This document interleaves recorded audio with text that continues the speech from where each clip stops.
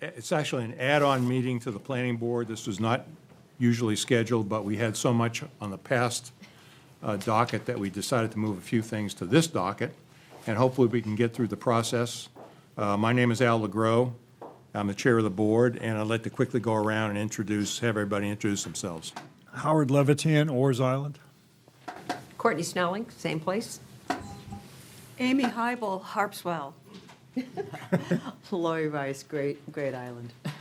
Dan Bopak, Oars Island. I'm Mark Ironman, the town planner. Okay, and I'm not quite in sync here with the thing, but we do have a quorum tonight, and 2, 3, 4, 5, 6. I don't think you need to vote, but you'd be welcome to I will be participating. Please. put in your expert comment. With that, I'd like to invite everybody to the Pledge of Allegiance. I pledge allegiance to the flag of the United States of America and to the republic for which it stands, one nation, under God, indivisible, with liberty and justice for all. Thank you.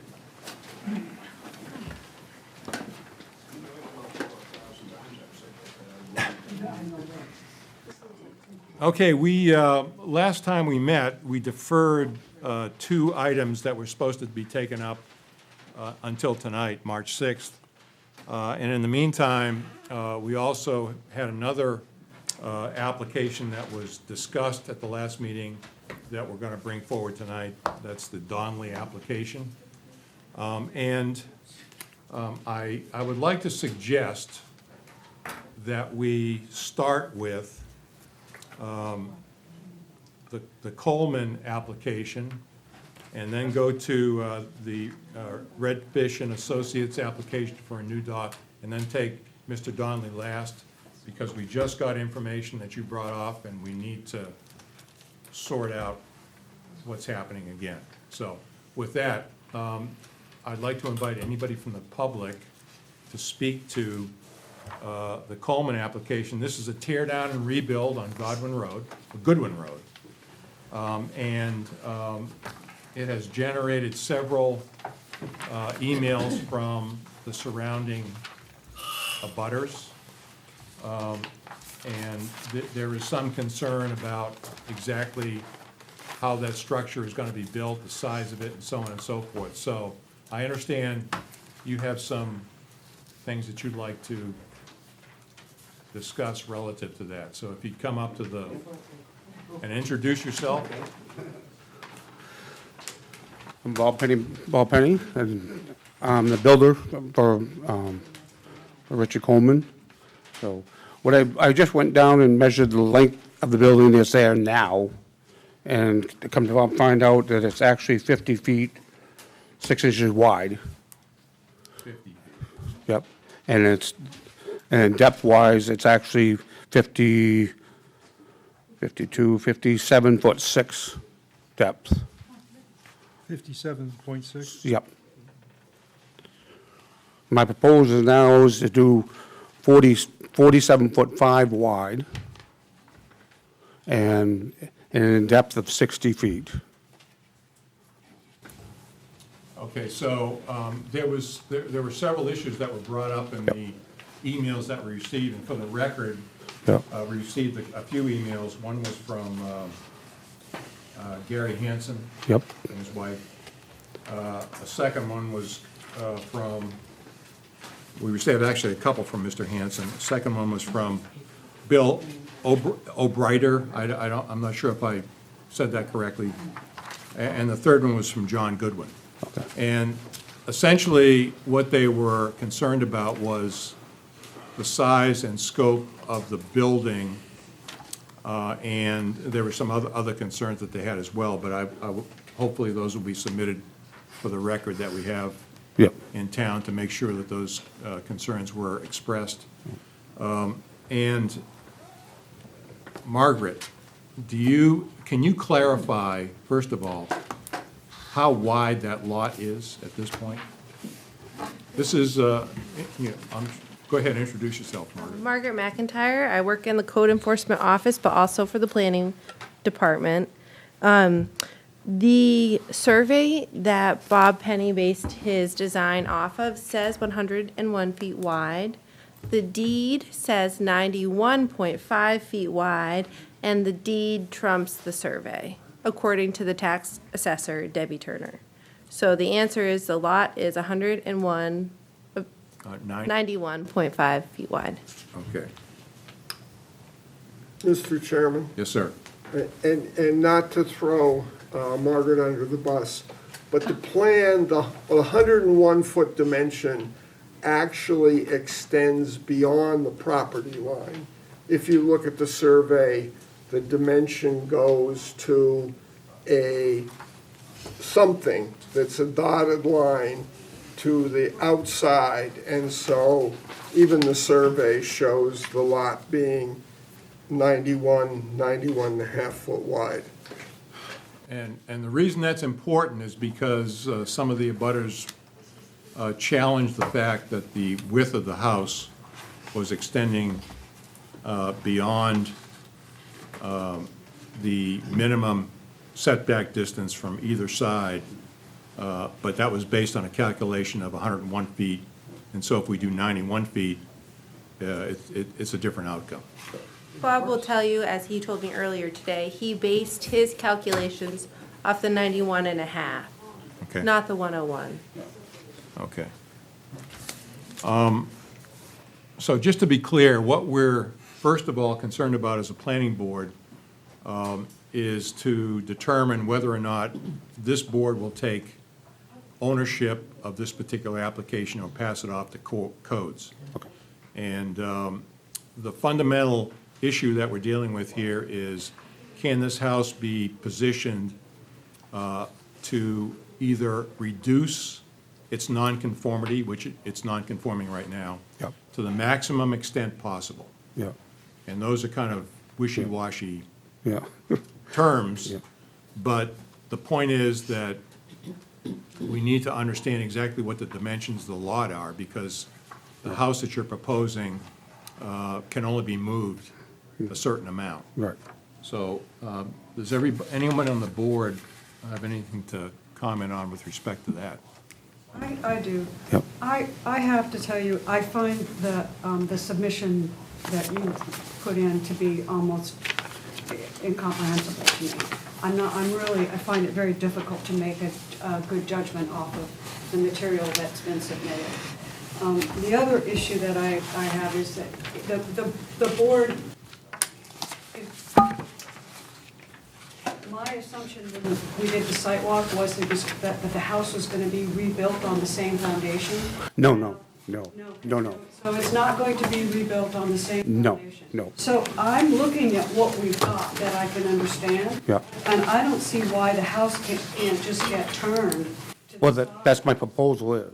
See, I can't. Okay, I'm my not- proposal, I dotted lines on one of the survey things, not survey, but I drew on one of them here, showing where I'd like to tweak the house so I get one side completely on conformant, and then the other side would be off. But it looks to me like if you just made the house long, you could fit right in that setback. Talking about just changing Yeah, the just shape of the changing whole house. shape of the house. Make it You could fit conforming. right in that setback. And so I from could- from Yeah. what I hear, from what I've got right now. Yep. And if the total footprint of the original structure can be relocated or reconstructed beyond the required setback, no portion of the relocated or reconstructed structure shall be replaced or constructed less than the required setback for a new structure. So I don't think that the applicant can claim hardship on this because Okay. it's a very much bigger house. And so I'm just not convinced at this point, as a planning board member, that you couldn't rebuild within the setbacks. Okay, all right. I just, from what he's telling me, he bought that size of a house, so he's willing to shrink it up by 40 to 47 feet, but, I mean, I'll have to talk to him more about that. It's the ordinance, Yeah, it's a public okay, yep. document. Yep, all right. So, yeah, so you're talking to me, you want it to be 45 feet, as it would be, 91? I'm not gonna tell you 50. what it should be, but I think it can fit in the setbacks. Certain It might setback. be good to have, some engineered drawings for this. You've got some really nice ones of the proposed house, that may be for the site plan itself, showing setbacks and everything. The fact that we are sitting here tonight, getting new information and not sure about what the setbacks were even as we looked at this, makes it. Right, and that's why I had a surveyor come in and survey the land, and that's what he came up with 101. That's why I'm all over the way too, because the town has it at 91.5. Gotcha. So that's where I'm tossed up too. Yeah. I paid the surveyor, he's got a license. So, and I know from over all the years and stuff, surveys, some towns always not complete right. So when you get a survey, sometimes you gain land, sometimes you lose land. So Mr. Chairman, that's what I was basing it on. We should be clear that the survey does not show that the lot is 101 feet wide. We just heard it was 91.5. Yeah. Unclear. And the survey shows that. If you look at the survey plan, on what would be the south side of the lot, there is a dotted or dashed line parallel to the property line. That is the line that's dimensioned at 101 feet on the survey plan. Yeah. That is not the property line. The property line is approximately 10 feet to the north of that line. All right. So the survey plan shows the same thing that the deed shows, and that is that the lot is about, I'm gonna say about 91.5 feet Yep. wide where the house is to be located. I'm fine with that. Because it looks like from the survey plan that the lot does widen just a hair as you go away from the water. Yeah, And appreciate Margaret's work on this, too. Yep. okay. So I have a question for the planner. Am I understanding then that if the footprint of the house, the square footage perhaps of the footprint, is retained, that it could be moved and perhaps made conforming? The answer to the question is no. Okay, The design of the house, the existing house is skewed just a little bit. And if you look at the plan, the front, if you're looking from the water, the front right corner and the back left corner, are skewed. The proposal is to turn the house that little bit right. and make the sides of the house parallel with the property lines. So the current formation cannot become conforming due to the fact that it's just the size of it in various places. It can't be rotated, No. Right. but Right, yeah. it could be a different size. And And then it would be, put in because sim- it's not back on the same foundation, Right. correct? Right. Put in simple terms. Yes. If the lot's 41 and a half feet wide, the requirement is for two 25-foot setbacks from the property line. That leaves, if you will, buildable area That's what I'm missing. that 40 doesn't feet. encroach on the setbacks of 41 and a half feet. Okay, The applicant has submitted a plan for a house that's 47 Yep. and a half feet and would require encroachment into those setbacks. As Amy said, the ordinance says that if the entire house can be located so that it's conforming, and understand that the house meets the setback from the shoreline, the 75-foot setback. We're only talking about the property line setbacks on the side. Then it has to be brought into conformance.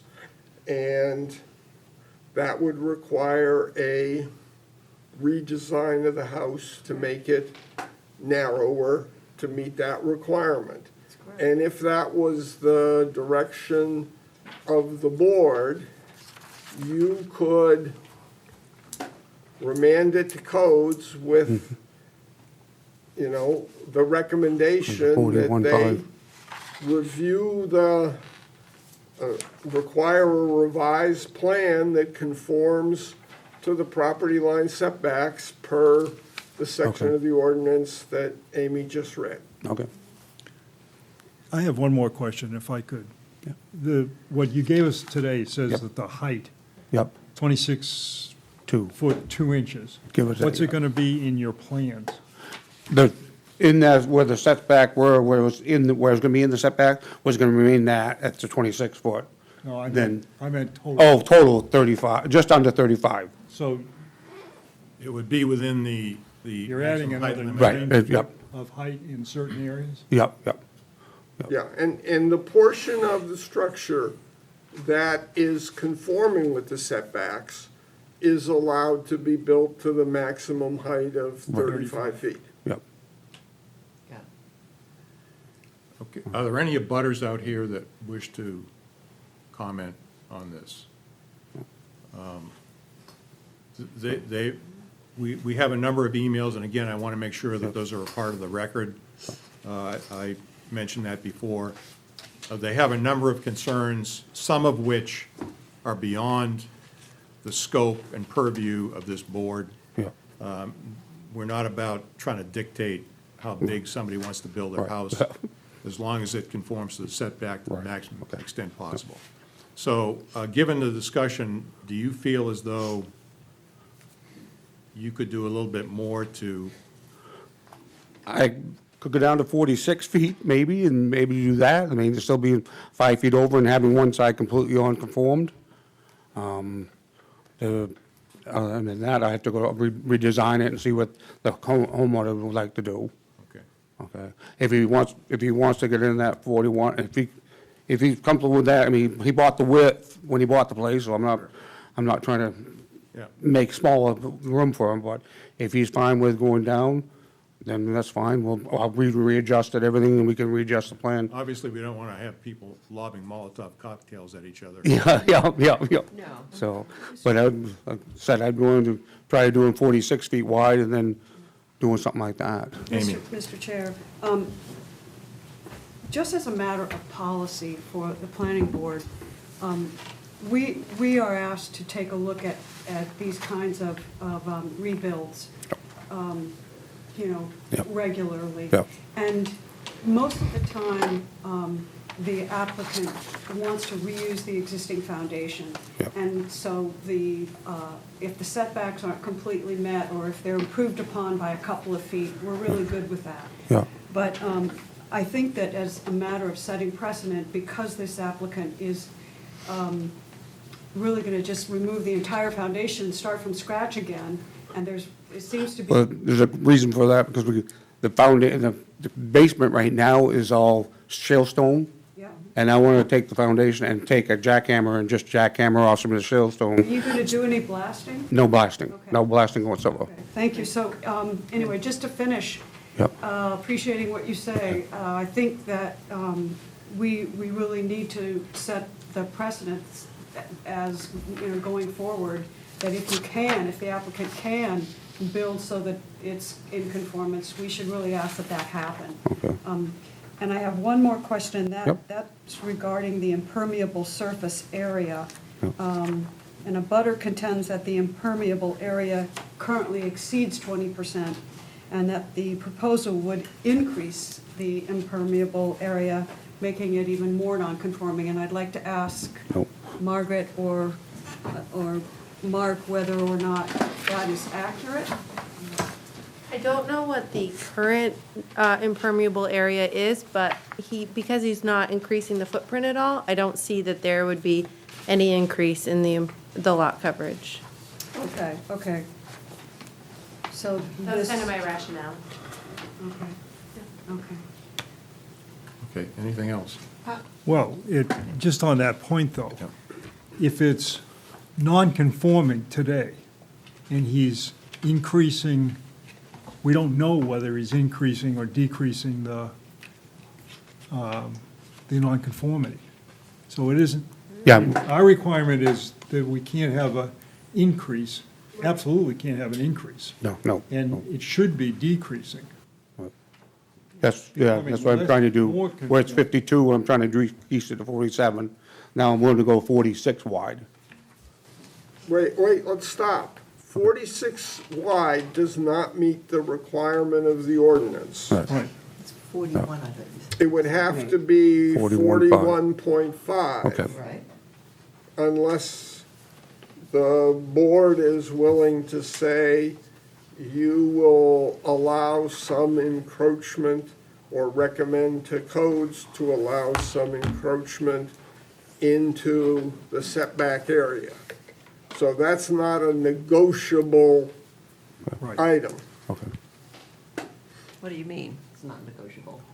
Well, I'm if the sorry, I'm board, not following you. if the board says that the entire structure can be located so that it meets the setback requirements, then it has to be located so that there's a 25-foot property line setback on both sides. And that would limit the width of the property, the building, to 41.5 feet.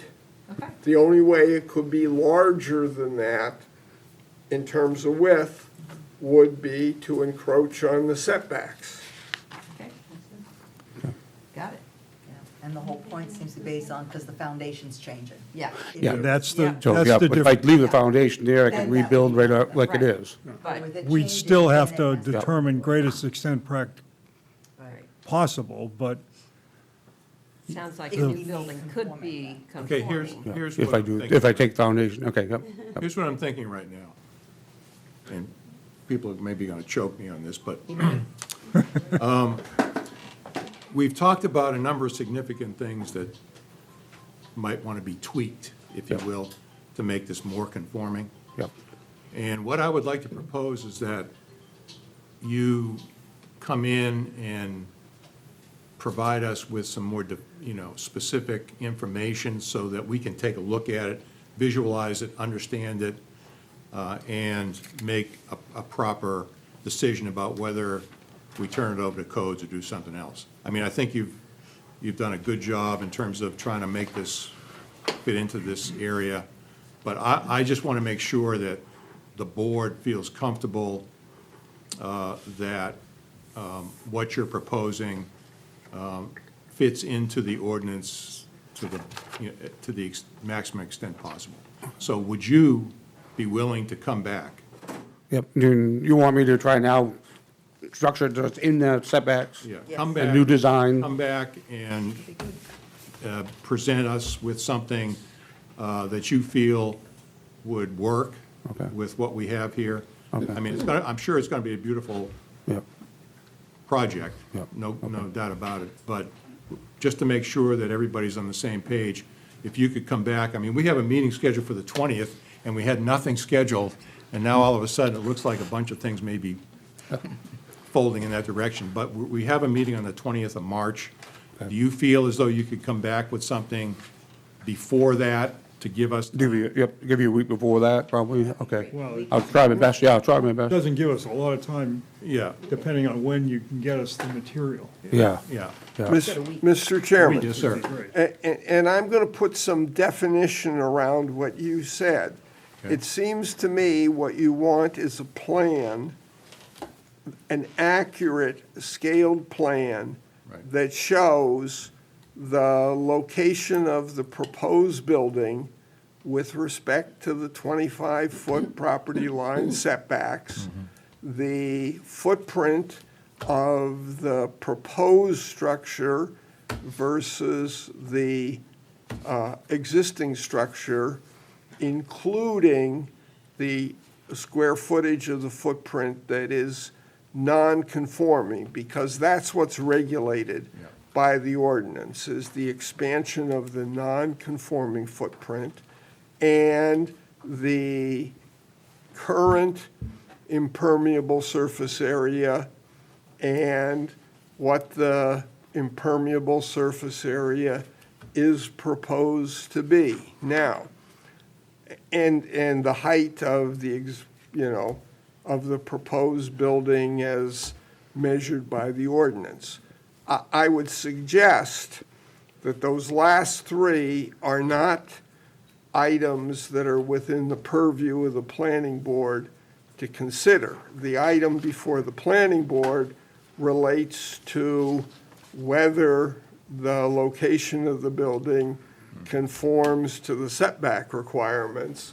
The issue of the footprint, the impermeable surface, those sorts of things would typically be addressed by codes when the building permit comes along.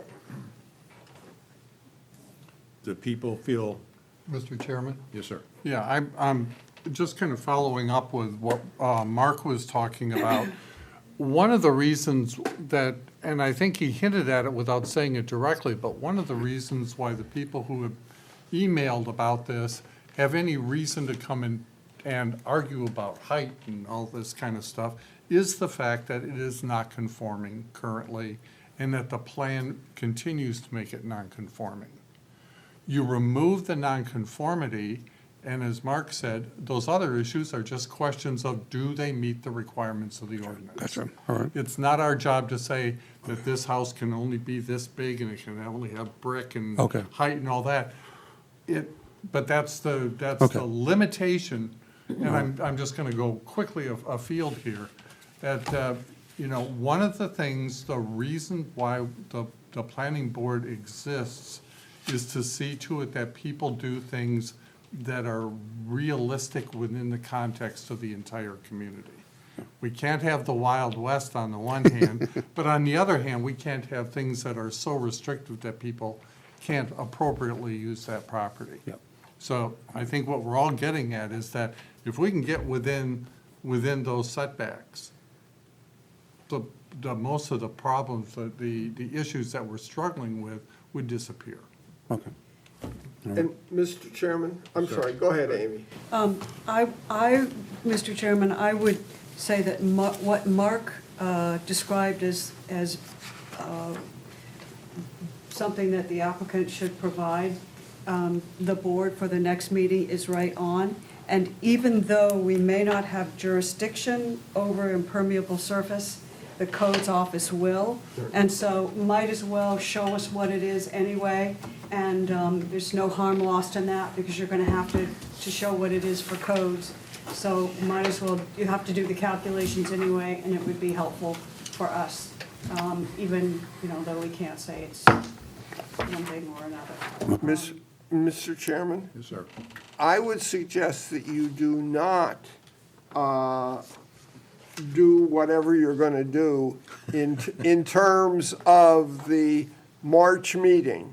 And I say that because obviously the Yeah. applicant is the owner's builder, is the owner's representative. Yeah.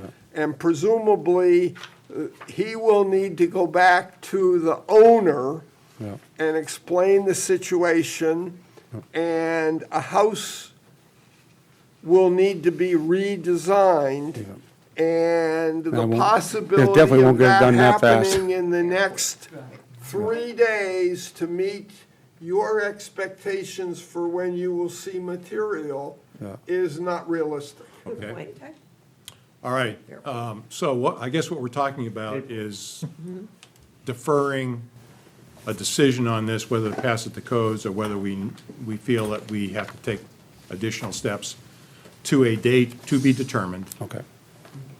sometime in the future, hopefully sooner rather than later, but Yep.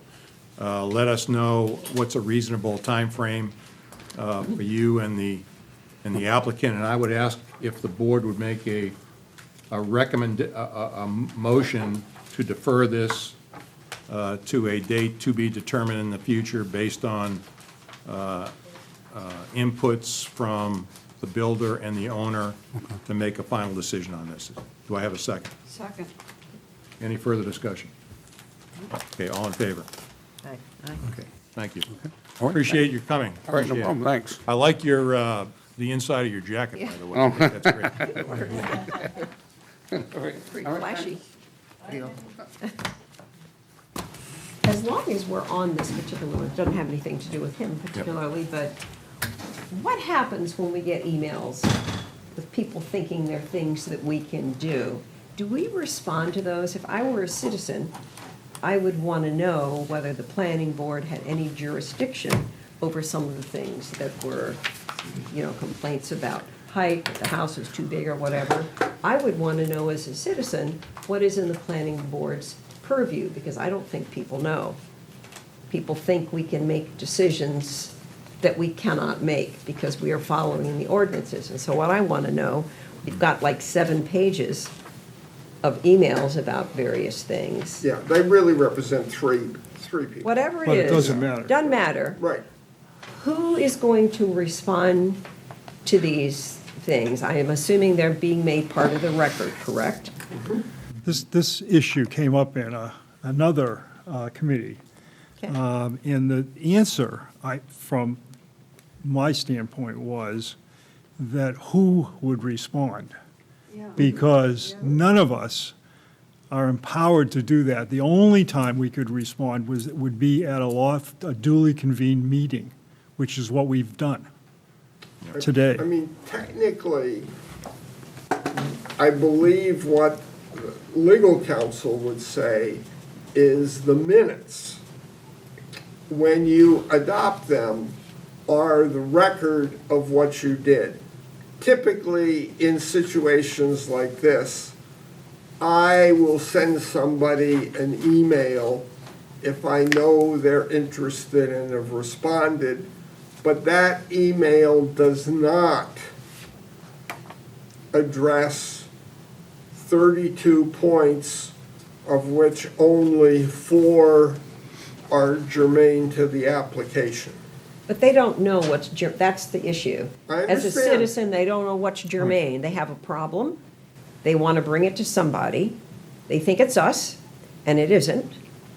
But who's going to be responsive and tell them, we're sorry that you feel X, but that's not in our purview, or you need to go here to discuss this particular problem? And I'm just speaking as a citizen. No, I who understand would that, be and I mean, clueless. I think what we can tell them is these are the things that fall within the purview of the town.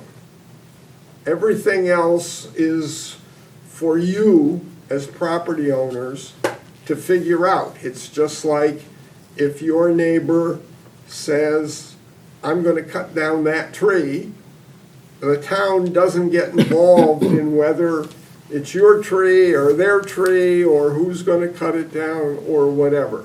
And so I think we will do that. I mean, we'll say, here's what happened, here's what the town will consider going forward, and the other things you've raised about clearing along the road and what have you are issues that are outside of what the town deals with. So do you respond? Who responds? Yeah, me. Okay, I kept reading these and thinking, are they gonna, if they're not here, they're never gonna hear what we thought or what we could do. I mean, I've responded to all of those folks Okay, and said, we've received your email, we've given it to the planning board. That's as far at this point. Mr. Chairman? Yes, sir. not enough.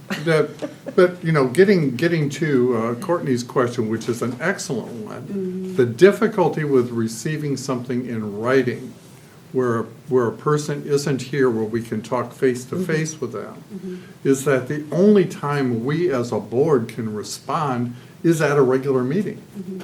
So how do we do that unless we were to just take Unless every we piece read of them and respond. correspondence I and don't know. go That's why I was point by asking. point, which is not within our, Yeah. is not what we're supposed to be doing. Well, that's one thing I was gonna say. A partial response rests in the fact that we're doing this discussion, and we've already indicated certain things that, for example, the size of the house and things like that, the square footage, which some people objected to in the emails.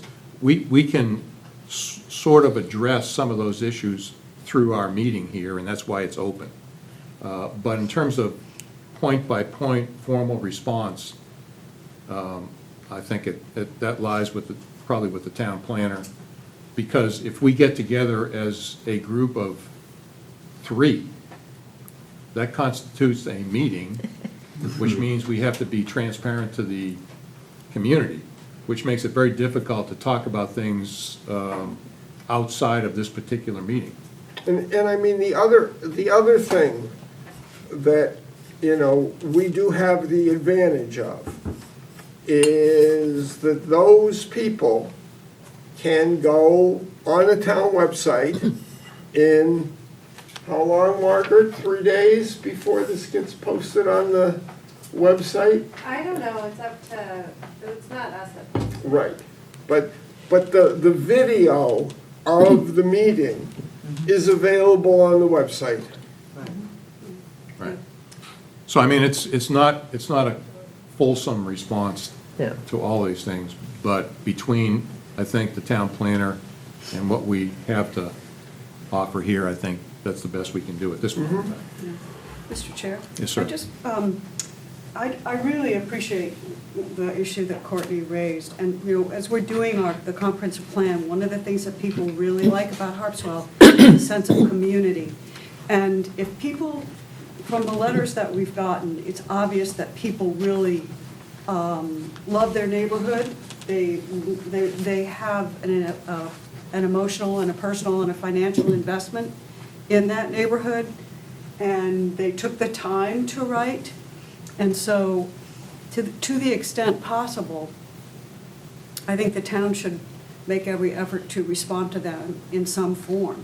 You know, whether it's through an email, got your letter, thank you for taking the time to write to us, thank you for letting us know. The board took a look at it. If you want to watch further, please check the town's website and you'll find the video of the planning board meeting. Please feel free to contact me if you've got any further questions. Just give them direction on where to go. Yeah, yeah. Otherwise, it's kind of like spitting into the wind, you know? Yeah. You put your thing, some of them were pretty long and they were very specific. Yeah. And they probably are thinking, because they contacted us, that we have something to say back to them, but we're really not. I mean, I don't know if you're just saying thank you for your letter. To me, that doesn't talk about paper roads or whatever else, so I'm still wondering, Yeah. as the writer, what the story is. Yeah.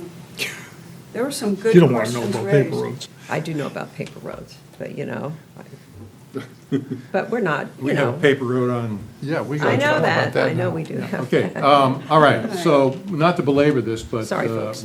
I think we've taken appropriate action on this first thing. I'd like to move on to the next item of business, which is an application to build a commercial wharf at the end of Pinkham Point Road.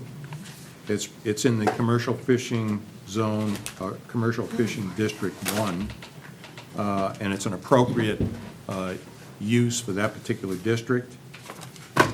And I think a number of us have been there and looked at it. There are photos that have been submitted with the application. Is anyone present that wishes to speak to that particular application?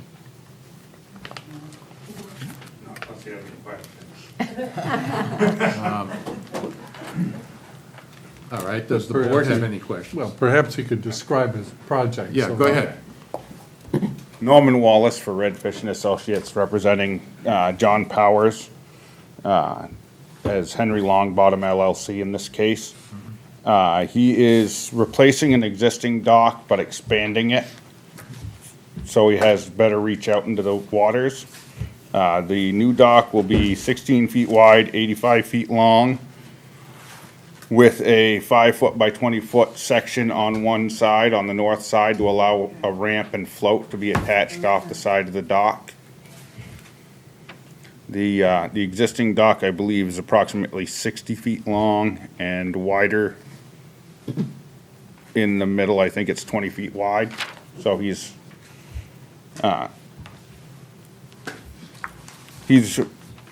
lot is large enough that he is within the footprint, but he is on the setback, and we have received the variances from the neighbors for the setbacks.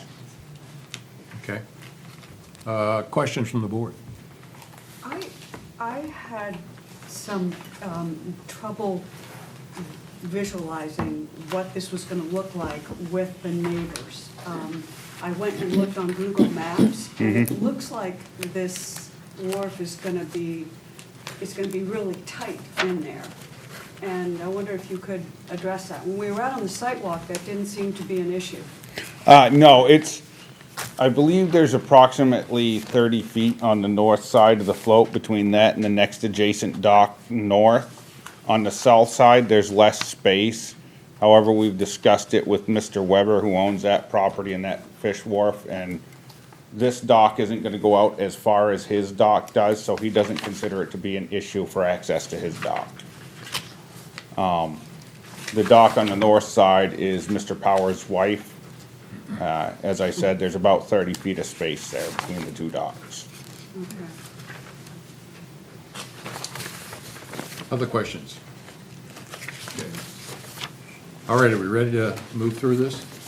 I must confess, the submission requirements that were listed dated February 2nd, 2024, I don't have them with me. But, They're on the, are they? yeah, Okay. if you like one, I can get it for you. No, I mean, I just want to make sure that everybody's aware of them. I remember them being discussed, but, Yeah. okay, thank you. Appreciate These were it. submitted by, Mark and I did one, but these ones were submitted by Diane Ford.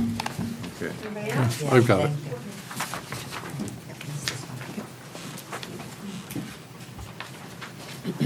Okay, and does the board feel comfortable with granting waivers for the requirements that are listed here?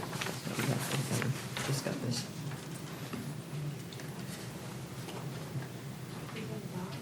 Mr. Chairman? Yes, sir. Just so everybody's clear, this is really two separate pieces. One is the conformance of the proposed wharf with the standards of the shoreline zoning ordinance for wharfs, piers, and docks. That's one part. The second part is the conformance with the site plan review provisions. Right. And what you have in terms of the submission checklist is with respect to the site plan review ordinance.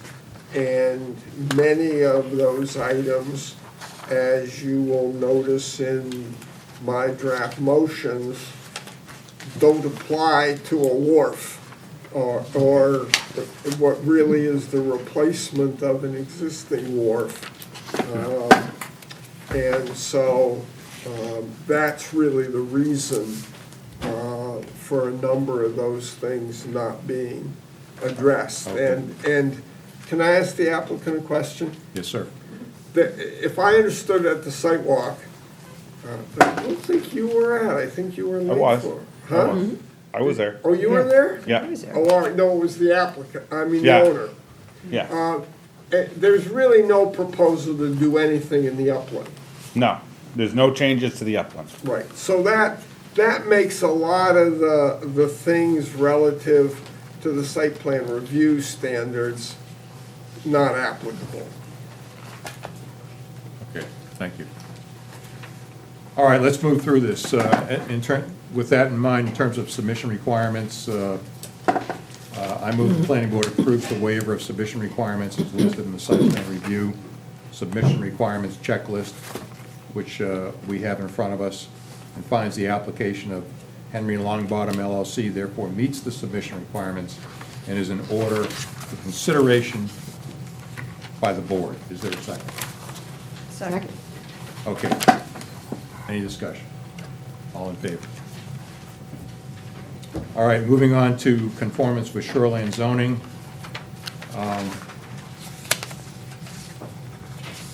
The applicant's property, like I said, is located in commercial fishing zone 1 and the commercial fishing zone 2, actually, both districts, which is an appropriate use for this particular project. I move the planning board finds that the application of Henry Longbottom LLC for the construction of a commercial wharf meets the requirements of section 15.3 that are applicable to the application based on the following findings that are incorporated into this motion by reference. And I would point out that the findings are listed before you 15.3.1 through 15.3.11, with the exception of 15.3.7. So we have a number of different things, the findings of which, for each of these things, has, according to the town planner, been met. And again, we're asking for approval, and that these findings are incorporated in this motion by reference. Is there a second? Second. Any discussion? All in favor? Okay.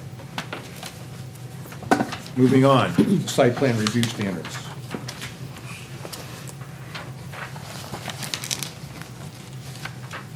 I move the planning board finds, based on the following findings, that standards 15.3 through 15.19 less 15.7 are not applicable to the application, since the application involves the construction of a commercial wharf for the use of the applicant with no proposed disturbance to the upland portion of the site.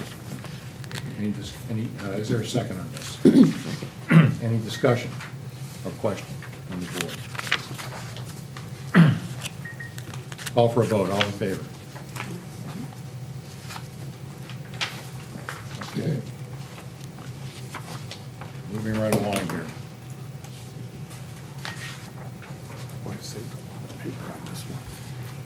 Page 10, Mr. Chairman. Thank you, I was looking for my notation. I move the planning board finds that the standard is, let's first introduce the standard that we're talking about. This is a standard dealing with dimensional requirements. And I move that this standard is met based on the following findings. The dock would be located on an existing developed lot that is located in commercial fishing zone 1 and 2. As a water-dependent use, the proposed improvements do not need to meet the 75-foot shoreline setback. The proposed dock does not meet the required 25-foot setback from the side property lines, but the applicant has provided documentation from two abutters approving a reduction in the property line setback to allow for the construction of the dock. Is there a second? Second. Any discussion? All in favor? Opposed? Unanimous.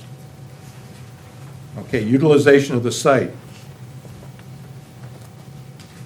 I move the planning board finds that the standard is met, since the application involves the replacement of an existing commercial dock with no change in the overall utilization of the site.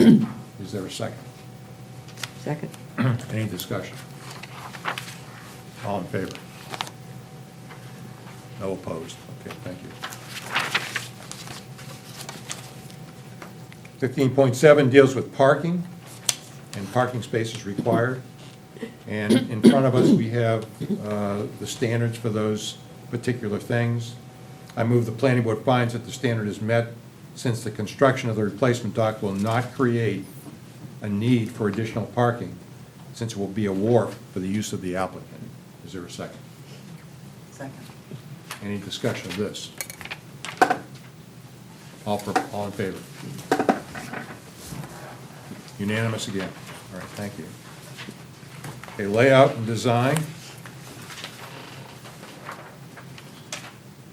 I move the planning board finds that this requirement is not applicable to the application, since there are no proposed changes in the provisions for parking. Is there a second? Second. Discussion. All in favor? Next standard deals with erosion control. I move the planning board finds that this standard is met, since the application proposes that there will be no disturbance in the upland portion of the lot, and that construction of the dock will be done from the water. Is there a second? Second. Any discussion of this? All in favor? Unanimous again. 15.14, dealing with natural features and buffering. I move the planning board finds that this standard is met, since the proposed improvements are located in a commercial fishing zone with nearby commercial wharf. No shoreline vegetation will be removed. There will be little or no impact on the scenic character of the immediate area. Is there a second? Second. Any discussion of this? All in favor? I love it. 15.20, floodplain management. I move the planning board finds that this standard is met since the site is within a special floodplain hazard area, and the applicant will be required to have a floodplain hazard development permit. Is there a second? Second. Any discussion of this? All in favor?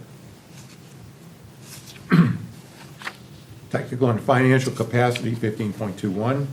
I move the planning board finds that this standard is met since the applicant will fund the construction of the new dock and has retained professional services for the planning and permitting of the project. Is there a second? Any discussion?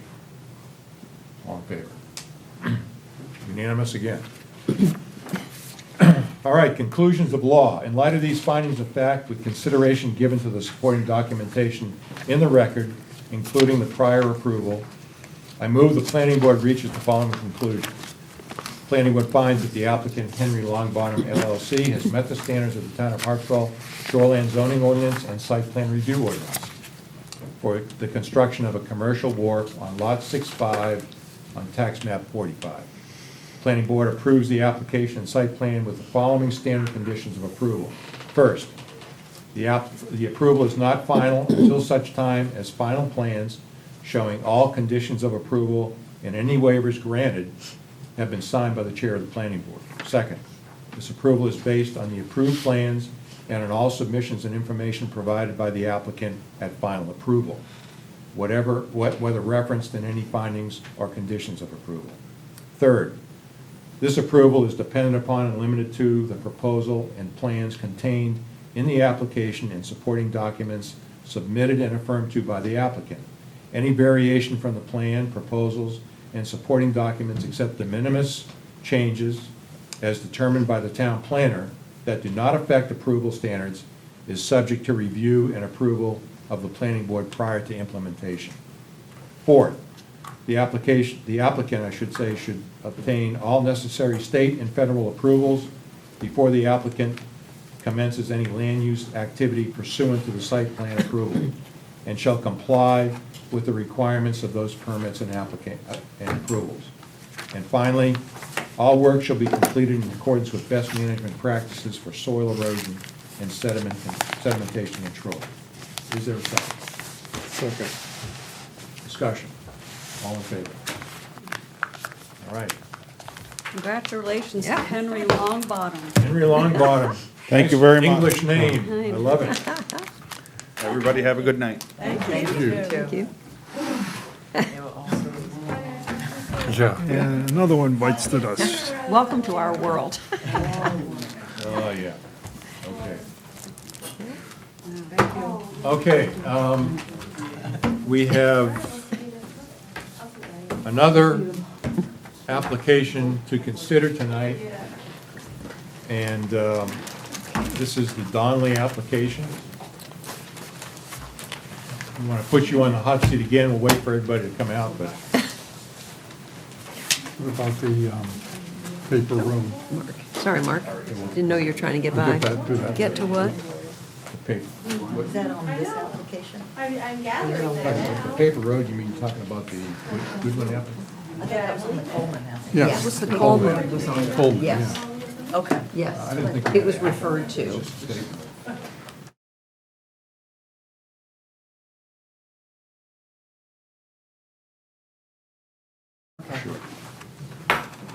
Mr. Donnelly. Yes, sir. You're an amazing guy.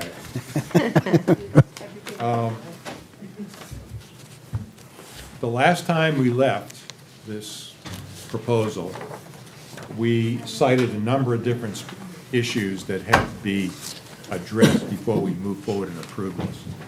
One of which was erosion control, the other one was handling of toxic chemicals and substances and so on. And since that time, I know you've met with, or had at least a conversation with the town engineer. We've asked you to get a peer review from the town engineer. You've had a conversation with the town engineer and the town planner. And my information tells me that there are still some outstanding issues to be resolved. So that's where we are right now. So why don't you bring us up to where you think we are on this Sure. particular process? Let me break open some notes here I have for this.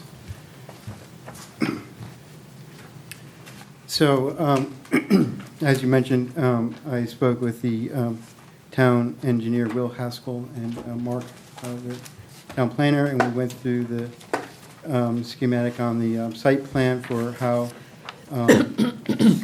erosion and stormwater is going to be handled, and pointed out that the riprap in the driveway has been set by stone edge and typical erosion berms.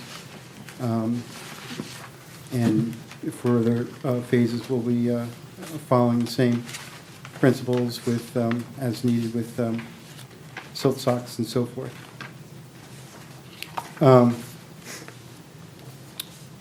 Let's see.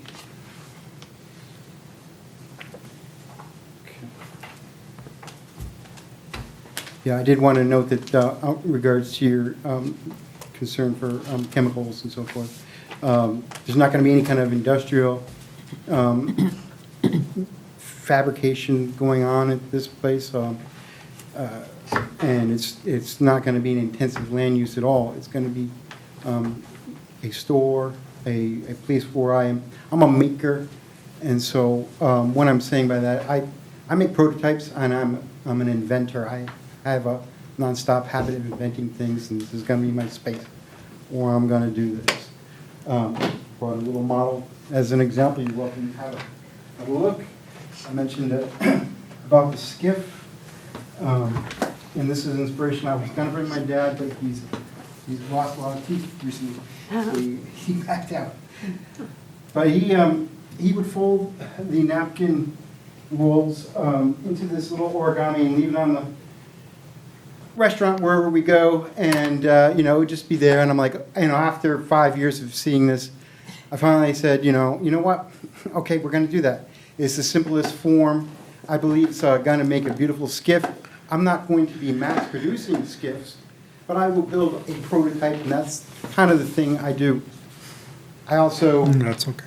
do work with. I'm good. I'm looking to do work with stained glass, and I also do weird things like this, sculptural. This is mathematical discovery. I call it the harmonic intersection of triangles and squares.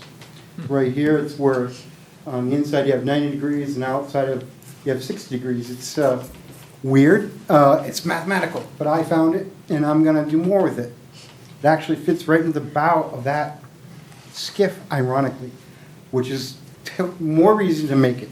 Anyway, but these are prototypes. I just want to explain that it's not a manufacturing industrial facility at all. That's not the intention for what I'm looking to do. Yeah. So, and then, the fire chief came by.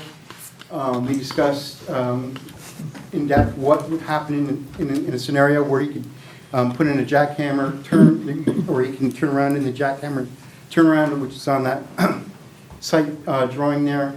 He thought it was a great idea.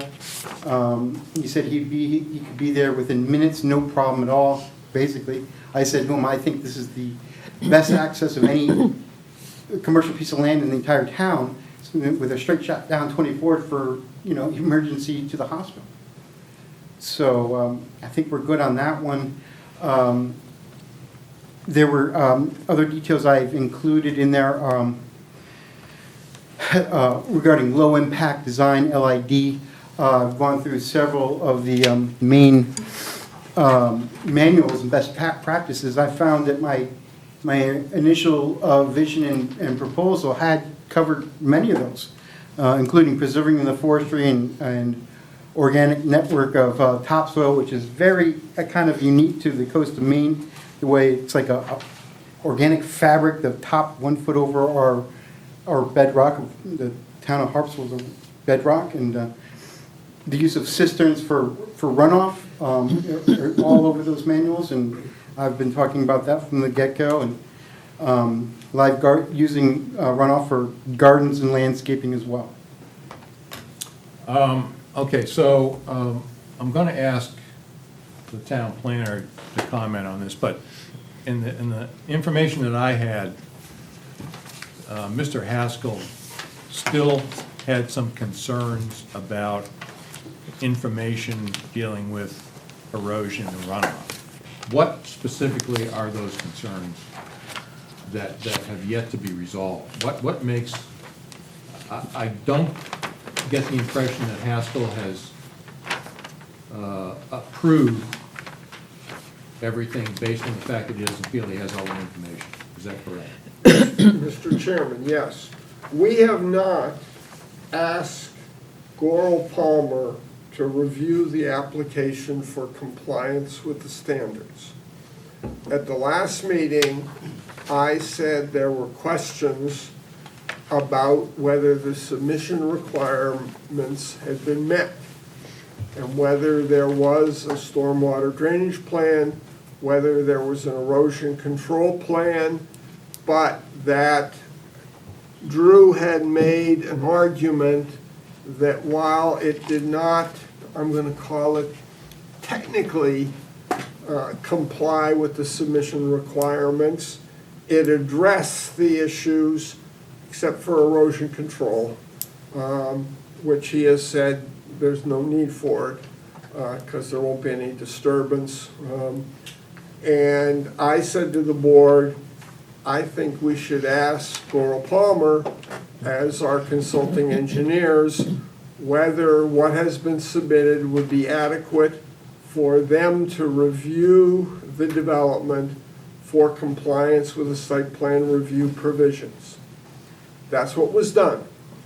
The day or two after the meeting, I contacted Will, asked him if he could do that, told him where the materials were, and we meet on Wednesday. I believe it was the following Tuesday or Wednesday a week ago. He responded and said yes. There were some conversations, I believe, that I was not part of between Will and the applicant. And then yesterday, we had a video conference to talk about things. And essentially what you got tonight that we got, and we got it half an hour before our video conference, and Will hadn't really looked at it. Will's concern, I think, is predominantly with the issue of stormwater. Drew has essentially proposed a series of methods for directing the stormwater to various rain gardens or whatever you want to call them on site. And if you look at the plan, you will see sort of a kidney-shaped or figure-8-shaped wetland delineated area, which is not on the property line, not on the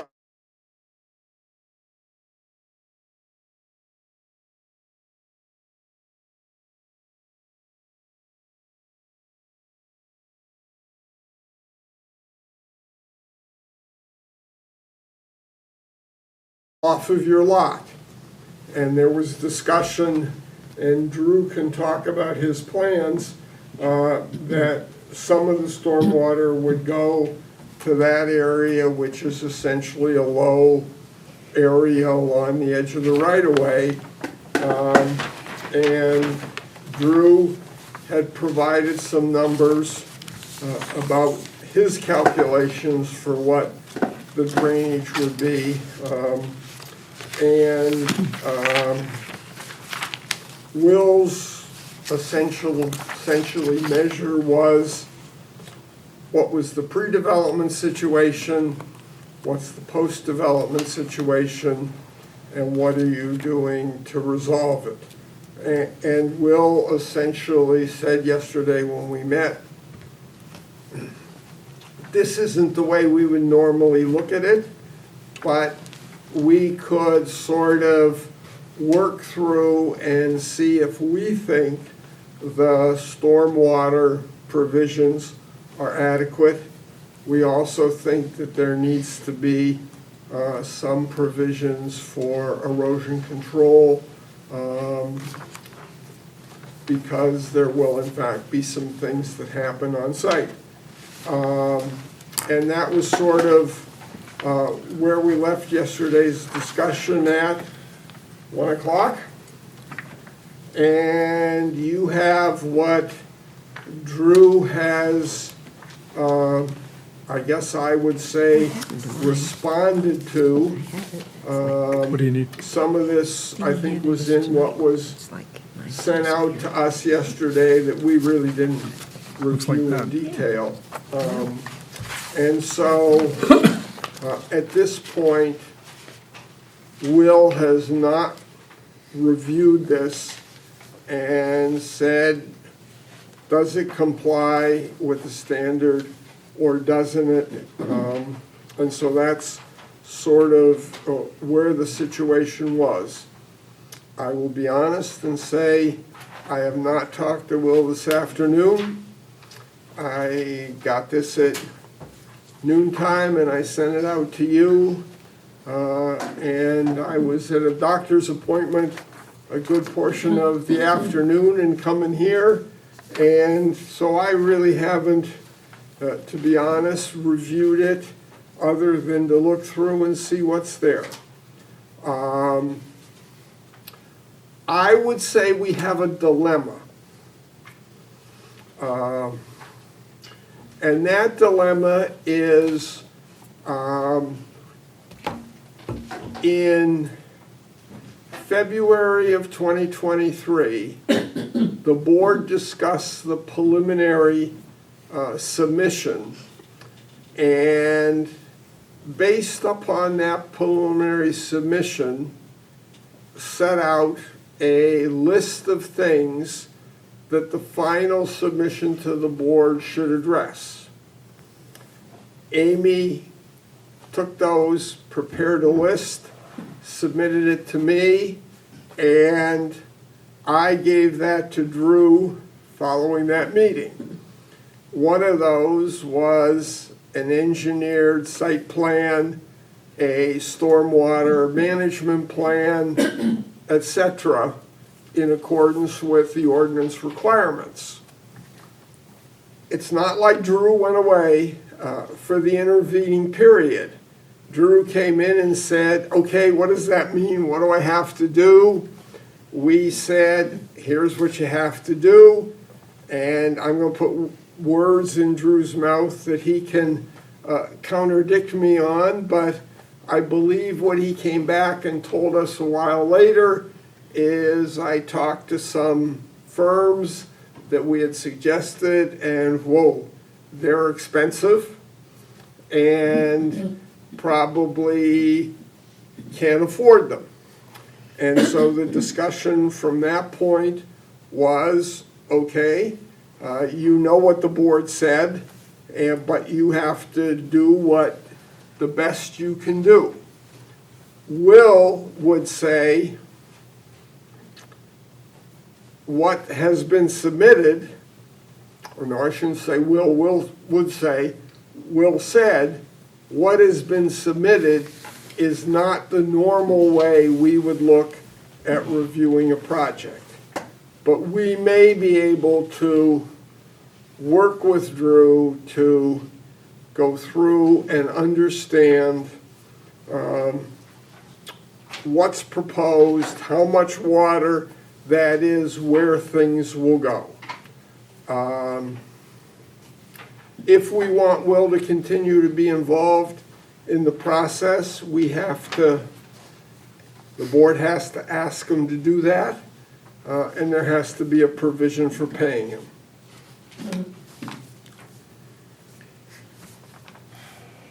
Okay, so, And Yeah. I mean, this really comes down, I think it was Howard made a comment at a meeting or 2 meetings ago about having a consistent policy about what we expect people to submit. And this sort of falls into that category. Can I Sure. respond on, based on what we had on our conversation the other day? So we went through all of these kind of concerns, and one of the things I mentioned is that you may know Mike Weber in town. I worked with Mike. He's pretty amazing excavator. My grandfather used to do construction and was on the machines just like he was.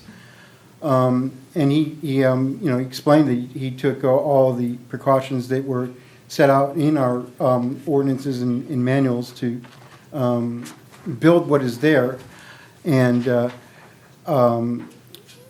he's flat said there's absolutely no issues on this property.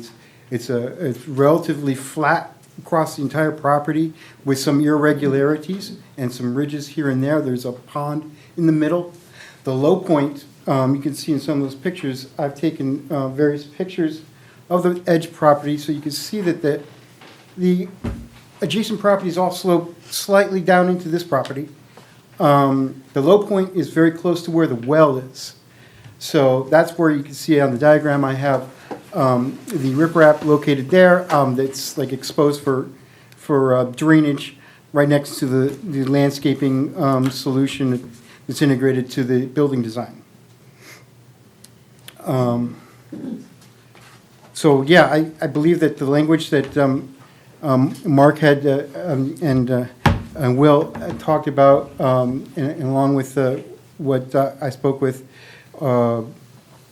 Mike Weber and Brian Johnson and my septic designer engineer Jerry Mitchell, I've integrated that language into this updated addendum.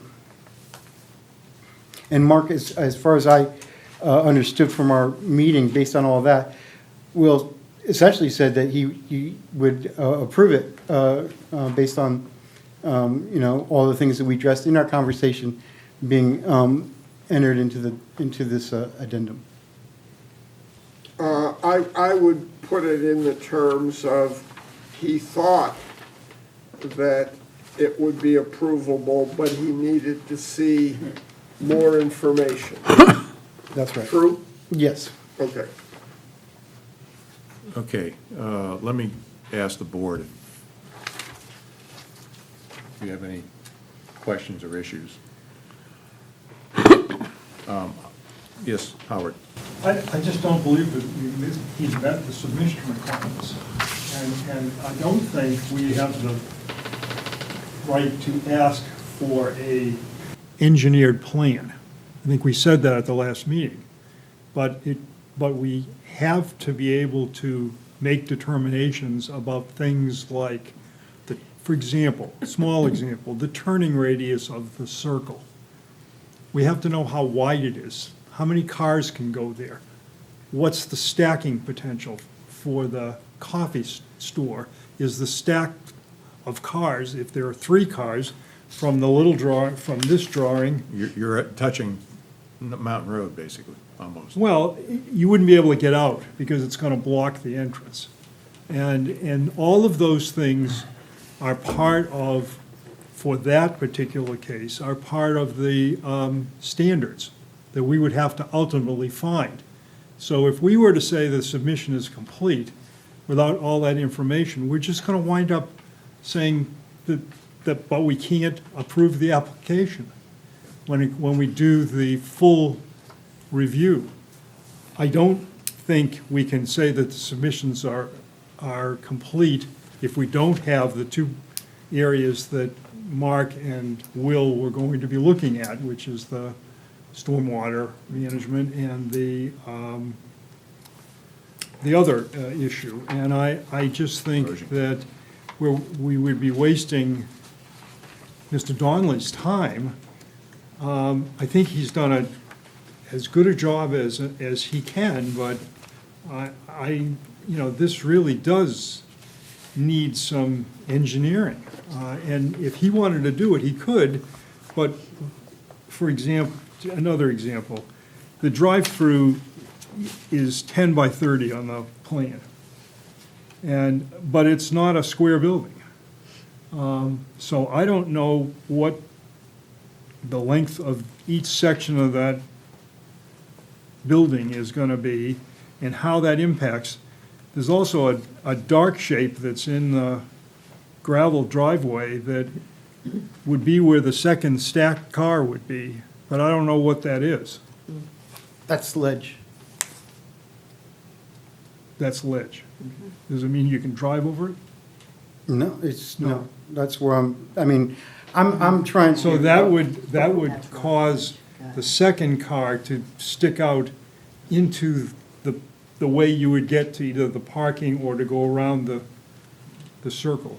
Yeah, and I put the measurements on there, 70 foot is specified on that. Yeah, but we don't know where the buildings are in relation to the 70 feet. That's from one side to the full other side. I guess what I'm saying is that an application. Middle. I mean, if the applicant has touched on all of the enumerated features of the submission requirements, then the application is complete. It may not be sufficient to get approval. Right. But it's complete. I don't think this application is complete. Other comments? Mr. Chair,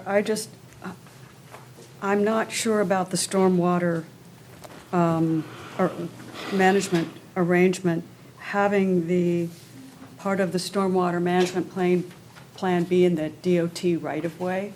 I don't think that we can approve that. I think, The calculations that are listed on there involve everything that's on the interior of the property, and the 2,000 square foot calculations versus the available to locate that doesn't involve anything to do with the roadside ditch. it doesn't. No. Okay, so that, There's a there won't picture. be, that won't be used as part of. No, your it's not part of the solution. You can see, Okay. I included, just to Katie Okay. come up, there's a picture. Okay, thank you. Picture of a giant rock that's, cupped inwards Okay. at the edge of the property. All right, thank you, that's good to know. Yep. The emergency turnaround, that's also in the DOT right-of-way. Yes, that Right. would be. So what would happen, so I don't think we have the right to give you the right to use that as an emergency turnaround. I don't think we have the right to do that. And the other thing is, what would happen if down the road MDOT decided that they needed to widen Mountain Road because there's just so much traffic there, and you lost that? Then, there's just two issues there. We can't guarantee that it will always be there because it's not our property. So it can't be used, at the bare minimum, you would have to get approval from MDOT for this plan and for a long-range plan, written approval, and I don't know how you're going to get that. Okay. Well, he mentioned, we talked to the fire chief, and I talked to, we went through a couple different scenarios, and the side of the building is adequate to the right-hand side there, the 20-foot setback is plenty enough room for him to get in there for an emergency. That's Okay. what he mentioned. Okay. Mr. Chairman? Yes, So sir. I have without a that- question. Drew, where is this evaporation basin on the plan? The lowest point is very close to where the well is located, Yeah. the circle. That's the low point. That's in a the picture. low point, but where is the runoff going to collect? Under the driveway, How does it do that? Because The it's a rip- gravel driveway, so. And so. and then there's like a small area that, It's a low point, but it's- And what's the surface proposed to be on the driveway? it is gravel. I'm worried about traffic. And generally gravel is considered to be impermeable. How is the water going to get into the riprap? It's graded slightly towards where the studio is located there on the maker's retail space. It's slightly graded. in that direction and just towards the lowest point. Yeah, but, And wait, can I keep going a oh, minute? sure, go ahead. And this says that evaporation basin is gonna be 14,000 square feet? Well, there's a couple areas, the low-lying areas on the property are, including near where the extension of the pond has a region that has like a puddle that evaporates. So I included that square footage. And any kind of, you know, if, I mentioned that the buildings and the roofs would manage by diverting the runoff with gutters and so forth into the, where, you know, those areas where it evaporates in the pond. Mr. Chair, Mr. Chair, I have a point of order here. I feel like we're having a discussion amongst planning board that you should be having with planning staff. And I think we can't really act on this application tonight, just given that the reviews haven't been completed, the checklist hasn't been completed. We've just gotten this information as we walked in the door, and it's just really hard for us to do our job, you know, given this. You obviously are really dedicated to this project. You have a lot of creative ability, and we'd really like to help you out as much as we can. It's just, we have to abide by the rules that we have to abide by. And I understand, as far as I had known, I had everything covered on erosion and runoff, and I had the work that was done, addressed all of that, and, you know, with Mike, he used the stone edges and berms and so forth when he did all of that, and it, you know, for the past year, it there's no problems. And so, you know, I didn't realize, and then we did the site walk, I certainly, you know, would have thought it would have came up. And when we did the site walk, nothing was mentioned about it. So it was a little bit of a surprise, all of a sudden, it's a, you know, a ball of red tape all of a sudden, and I thought I'd addressed it. Is this in writing someplace? I'm just wondering what has been done. Is that in writing? Maybe it's in here and I just haven't been able to This, read it. the driveway's there. Right, you're talking about things that were going to be done for stormwater, or how you were catching the water and whatever. I mean, is this, They're all, they're, it's yeah, all written he down has those in someplace place. for us? He's Yes? he's done it in here. That's why I was wondering where it was. Dan, did you want to say something? Oh, yeah, I yeah. may have it, it's just that I don't. Right. It's Okay, in yeah, this I'm sorry, that- addendum. It's on the original plan as well, the original proposal where it specifies, you know, Sedimentation. this is a raised bed for water retention and so forth. It's named on there. I did see something about a raised bed, I just wasn't sure whether we needed to remember what you were saying now, or you actually had submitted it in writing that we have. Yeah, it is in there. It's, Okay. you know, in this one and the Which we original got this one. afternoon. Jump in, Dan. Thank you. Yeah, I have the same issue that Howard had, is looking at this, you know, and specifically the turning radius thing. And now that we find out that we have a piece of granite that people who are driving in have to drive around. So we have a car there, a car that has now gone around that, and now the fire truck comes, where's that fire truck gonna go? I would like to see more dimensions in here. He said he could pull right up front, has a 100-foot hose and just. That doesn't answer my question. Okay. My question is to have dimensions. I want to see what the turning radius is here. Okay.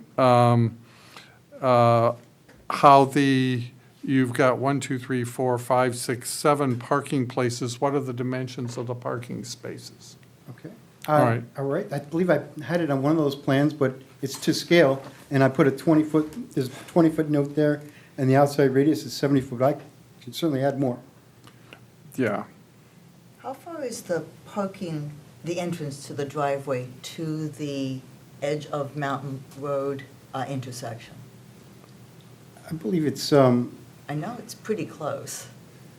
maybe 40 feet, I believe, Well,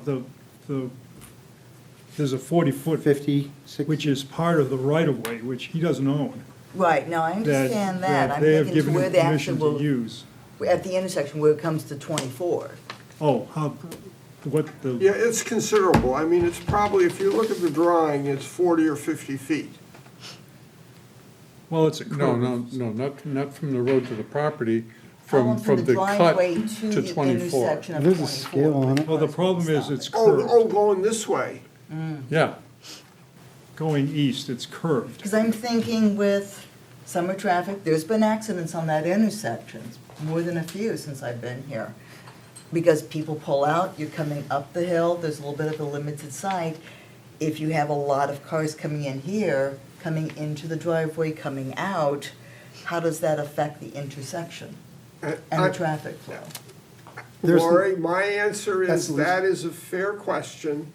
That is a subject for the Maine DOT? Department of Transportation. That's fair. I Who just- has issued a driveway permit Okay, for up to 99 one-way trips in peak hour. Right. that's fair. And there's nowhere better place to put any kind of a store in this town than an intersection where cars are slowing down. Except, If you look at any other place where cars are zipping down 24 or 123, they're trying to maintain their 50 miles an hour. And if there was a boom store right there, that's the worst case scenario of all. That's your accident zone. This is the least accident zone in the entire town. we're sort of moving on to the standards, and that's not what we're supposed to be Not we're doing doing, tonight. that's fair. Yeah, I mean, Yeah. here's my concern about this. We've had this gentleman up before us 4 times, maybe, 3, over the last year plus. And seem to be kind of spinning our wheels about what's really required and what's being provided. And I'm not really sure why, but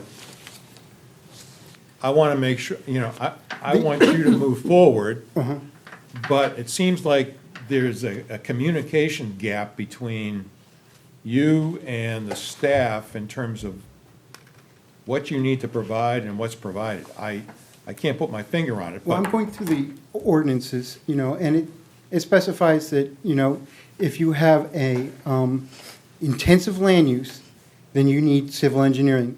And based on that language alone, I don't have industrial or intensive land use going on here at all. yeah. And it's flat. It's flat. It's not, most of the language that are stipulated is in the shoreline zoning ordinance. This is not shoreline, this is interior. Well, This- Drew, that's not correct. What the site plan review ordinance does is it refers to standards that are listed in the shoreline zoning ordinance that apply to your development. Even though it's not in the shoreline zone, those requirements still apply. Okay. And then it specifies, intensive land use, which this is not. Well, as I look at the submission requirements in the ordinance, we're required to make a determination within 50 days of when the site plan came in, when the application came in, whether it's complete.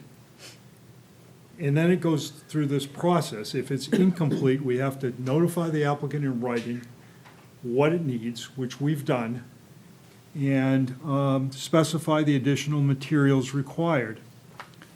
This step shall be repeated until the application is found to be complete. Because once we make a determination that it's complete, we have 35 days to either approve it or deny it. And I think we're actually trying to help you here, because if there are things, if we just said, yeah, it's complete, and the time period runs, and that's all that we get, I don't believe that the application meets the standards, or meets some of the standards, and therefore that would put us in a position of not being able to approve it. Which brings me back to the point of, I mean, I want to help you move this along, whatever the outcome is. We want to move it along. But we need to somehow figure out how you can provide the staff and they can communicate with us what is absolutely required, what we need to close the gap in order to move this process along. And, you know, what I'm hearing and what I saw in the emails today was there are still some issues and concerns from an engineer who we, you know, paid money to do a peer review last month. And he said, well, I don't. No, that's incorrect. Okay. We did not ask Goral Palmer to do a peer review.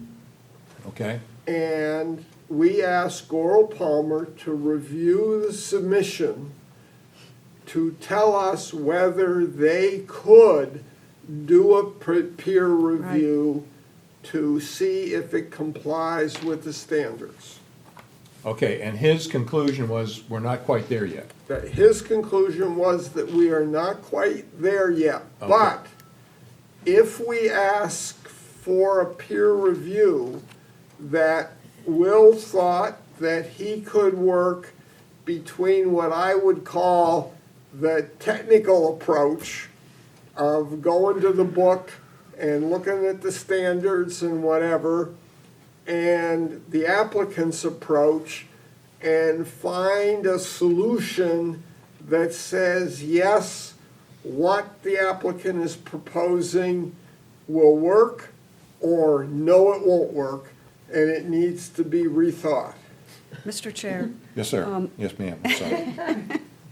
Pardon my Navy background. Yeah. Mark, do you have accessible the list of information that's in that, that we asked, that I sent to you? From February? Yes. Well, I did. Let me see if I can reopen it. I probably have it if you don't. It's, do you have the email from? The one that Amy sent last year. Yeah, February 23rd, I think. I would float the idea of maybe Oh, considering to approve this very simple phase one. It's pretty modest. The square footage is less than a residential house, less than 2,000 square foot, and has, you know, May I please, may I please continue? Thank you very much. I don't mean to interrupt you, but I just want to Sure. finish what I was saying. Absolutely. This is what we asked for. Number one, a formal boundary survey. An unrecorded 2011 plan may be used as a basis for the site plan.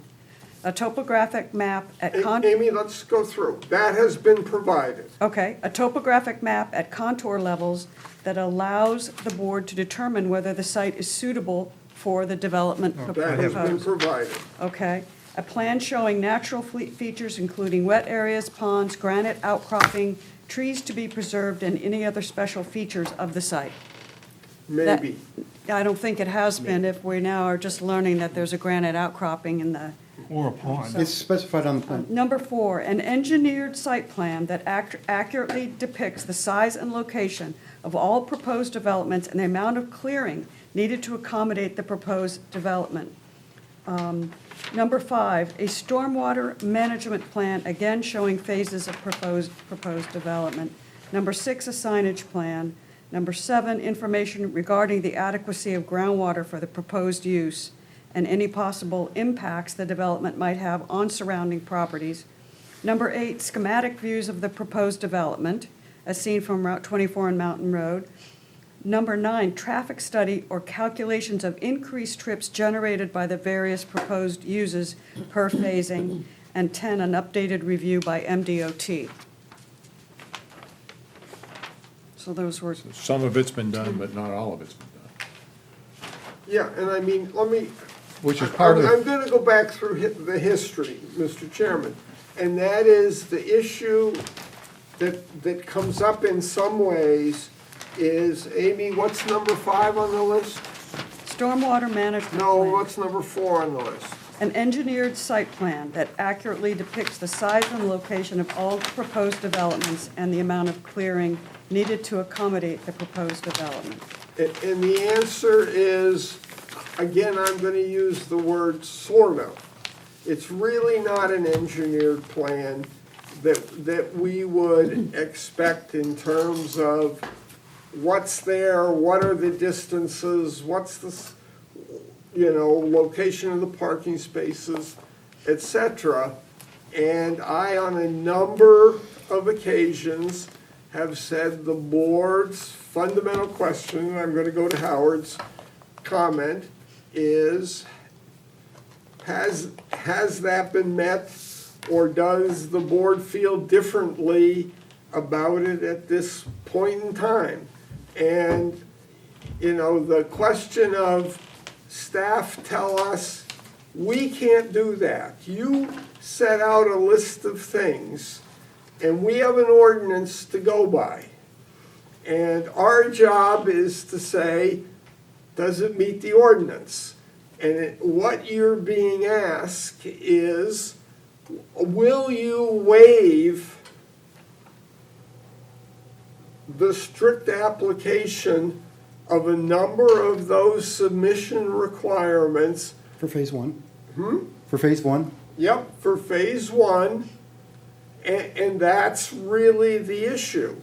And in terms of the stormwater, I'm gonna say I agree with Drew that what is proposed for stormwater management is essentially in line with low-impact development stormwater practices. So we're asking for a waiver on that? Is that the story? Well, no, the issue is whether the numbers, whether what's proposed to handle all this water on the site versus what the increase in runoff is, do they match up? If you get a significant storm, where's the water gonna go? Is what's being proposed adequate or not? And that's the dilemma before me, but more directly Will, to say, well, I don't really have the numbers that we would normally have to say, this is what's gonna happen, this is how much water there is or not. And we need an engineer to tell us that. Is that, we need an engineer to give us those numbers, is that what you're saying? Or maybe we need, and this is something I don't often say, maybe we need the applicant and the engineer to sit down together and work through and say what's gonna happen, what's not gonna happen. At yesterday's meeting, and I may have misheard this, there was discussion about water leaving the site and going to the low area along the road. Tonight, I heard Drew say, that's not gonna happen. Everything's gonna stay on the site and be taken care of. The adjacent properties slope towards my property. So that's where, and mostly the adjacent property into that roadside evaporation pool. Mr. Chair, I think part of what's going on here is we sense your sincerity and your willingness, and you have limited resources, which is an issue. Because what you're asking us to do is essentially take your perception that Mike Weber said everything was going to be okay, but we don't have anything from Mike Weber, that the traffic around the circle won't get blocked up and cause a problem with entry and egress on Mountain Road, which I think we need to have confirmation of that. And then stormwater, that Mark seems to have heard one thing and you seem to be hearing something else, and we don't know what it is. So we need to get engineered information.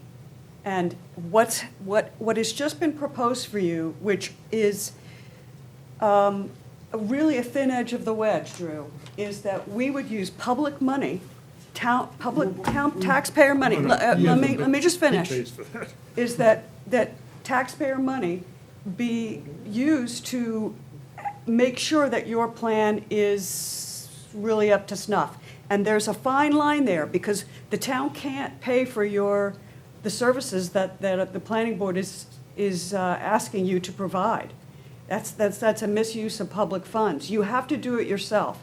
What you could do is you could provide a traffic plan and a stormwater management plan, which would reduce your costs, because then the review that the town engineer would have to do for peer review would be simpler. And the And that's what I traffic plan on engineer doing. would be much simpler. For the phase two, I plan on doing that. It's But phase specified. one, Doesn't get to phase phase one, it has to happen too. It has to happen Well, I because, did, I got the DOT approval, 99 trips. but that's not what we're asking for. That is one of the things we're asking for, but we're also asking for you to show the traffic won't get blocked up on that roundabout as it's entering and egressing Mountain Road. We need to see that. You know, we need to see proper dimensions. Let me ask town planner professional opinion here.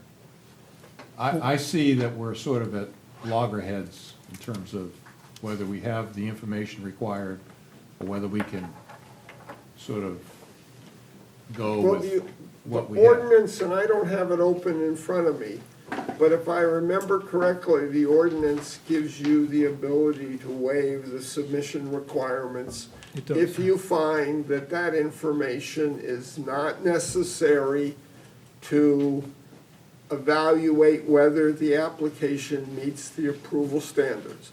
That's in your power, and that's why I said, this isn't staff, this is you have to say, okay, we're comfortable with what's been presented, and we can evaluate the traffic flow in the site, the stormwater, with what's been submitted. Or you're not, and you need more information. And as I just said, this is a situation where, in my professional judgment, the solution is to have Will work with Drew to work through what the implications are of the various issues on the plan.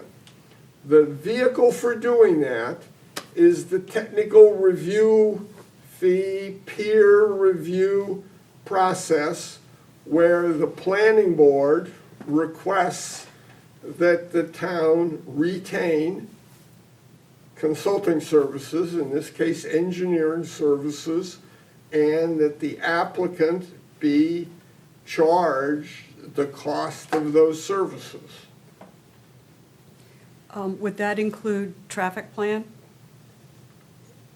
Well, the answer is, if you can reasonably think that's not necessary, given that the Maine Department of Transportation has looked at the driveway and has given them a permit.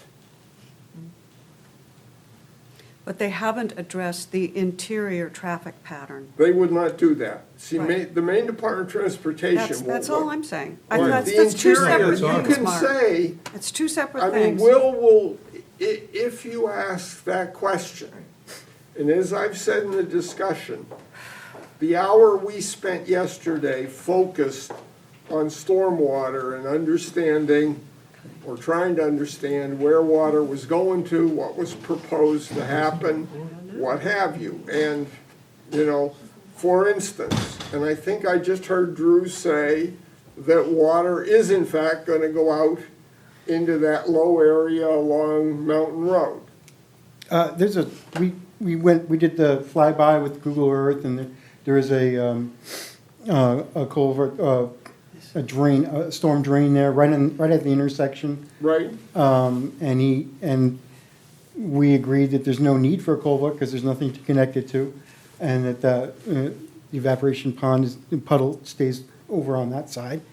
Other things that, regarding the parking area, I'm trying to work with LID principals Right. and maintain what is we have here.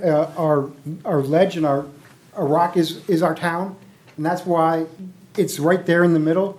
Even if it was obliterated, getting in and out of there, you're still going to have the same loop pattern. There's not going to be any advantage to removing that for any parking purposes. But, for example, how many customers, well, this is not, Gets nowhere. I can't do it. Okay, the idea of a meeting between the applicant and Goral Palmer. I think you mentioned in an email it would cost something on the order of $1,000. That's That's just a the peer guess. review. Huh? That's the peer review you're talking about. Yeah. Peer review. And that would have to be paid by the applicant? That's the way the system works. They deposit money, and we pay Goral Palmer out of that money. And then if there's money left over, we give it back. If the money is inadequate, we get the applicant to give us more. And that's what we've done on, projects like Lobster Lane and what have you. And normally, we would not do it on this scale of project, but where there are these questions about whether things are appropriately designed and will adequately meet the standards, it seems to me, I'll be honest and say, I am not qualified to sit here and say, is the proposal for handling the stormwater satisfactory? When we get to those questions, Okay, let me just do kind of an informal, quick survey here. Do you feel we have enough information? I've been in construction and I can't piece this one together in my head. No? All right. I'm afraid. There's So- questions still to be had. So Sorry. my conclusion is that we're kind of stuck where we are right now. And so therefore, I would like to make a recommendation or a motion that the applicant meet with Gorell Palmer and sort out and review the issues that we've gone over here to make sure that we have adequate information and answers so that we can make a decision and move forward on this project. And I don't know whether anyone wants to make a recommendation to that effect, but Well, maybe one thing we could do is just create a list, so we're really specific, and everybody can say what they think should be on the list, and just take a survey, and then make sure that that happens. For me, I'll start the list. It would be interior traffic patterns based on the takeout and the drive it through for the retail space and the initial maker shop. All of the uses that are proposed in Phase 1, the internal traffic patterns should be reviewed, and then stormwater. I'll marry. Pretty much puts it, okay. that's pretty much it. I think that's. Well, I think. I have some Me. concerns about the parking as well. Would that be included in internal traffic Yeah, right. patterns? Yeah, it'd be mostly dealing with Traffic and backing parking. out of a space into two stacking lines. Yeah. One line of stacking and one line that goes around the stack. So I think it's something that we would have to look at ultimately in order to approve. are you Okay, so- talking about the Silence. ultimate McDonald's traffic layout? Items you want to waive before sending them to the engineer, so you know what standards you're not looking for? That's good. Like when you want to say, well, wait, we don't, as far as the submission requirements, we'll waive this, this, and this, because the standards that you should be reviewing with the engineer would be the whole site plan review ordinance. That's a good Right. point. So when you want to decide what things you want to waive, and then he can know what stuff he needs to review with the engineer and what things exactly you're looking for. We know, we By don't opening- waive I don't, that. I We don't don't, I'm not waive the ready. standards. I mean, waive the submission requirements, I'm sorry. Howard, It's not that he hasn't given us the pieces of paper that we need. Right, But on the plans that he showed us, we don't have dimensions. right. Oh, I'm I not can add disagreeing, but when you want, before you refer him to World Palmer, when you want to decide what submission requirements you would want to waive so that they don't have to spend Well, their have you time. done a submission, one on this one? Very many of them, so many of them. Well, I And have I'd one. be happy to email it. No, out. we have it, and you've, and Howard, Well, maybe we could finish what we were starting. Thank you for that, Yeah. but maybe we could finish what we were starting. Does anybody else have anything to add with regard to what they'd like Goral Palmer to review? That pretty well I think- covers it for me, yeah. Yeah, the parking and traffic flow are the big ones. You nailed it pretty much, yeah. okay. So stormwater management, Traffic flow and then parking. traffic flow and internal traffic patterns and parking. right. Okay. Based on the proposed uses for Phase 1. And I want to mention that what is drawn there is according to this parking standards, it's measured out and drawn to scale. Great, that I'll should put make the it numbers much on. easier. That's great. Okay, so, the- Well, you all, on your plan, in this phase, you show 3 cars up on the On the upper, above, upper well. area. I didn't see a way to get the, so I don't know how they get in there. Yeah, it does look pretty small. a little bit when you off-road. drive by.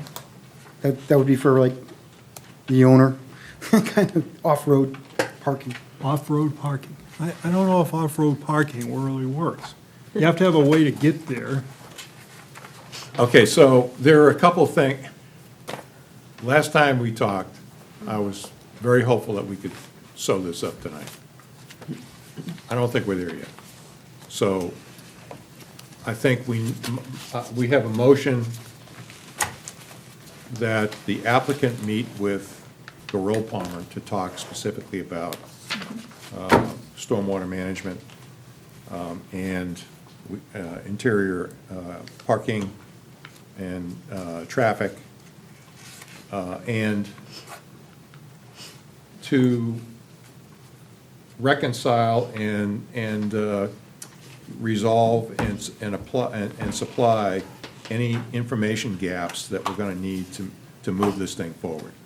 I mean, I don't wanna, 6 months from now, I hope you're not standing in front of a podium trying to argue to do something here. So I empathize with you, and I think you're really doing the best you can, but I just think we're not quite there yet.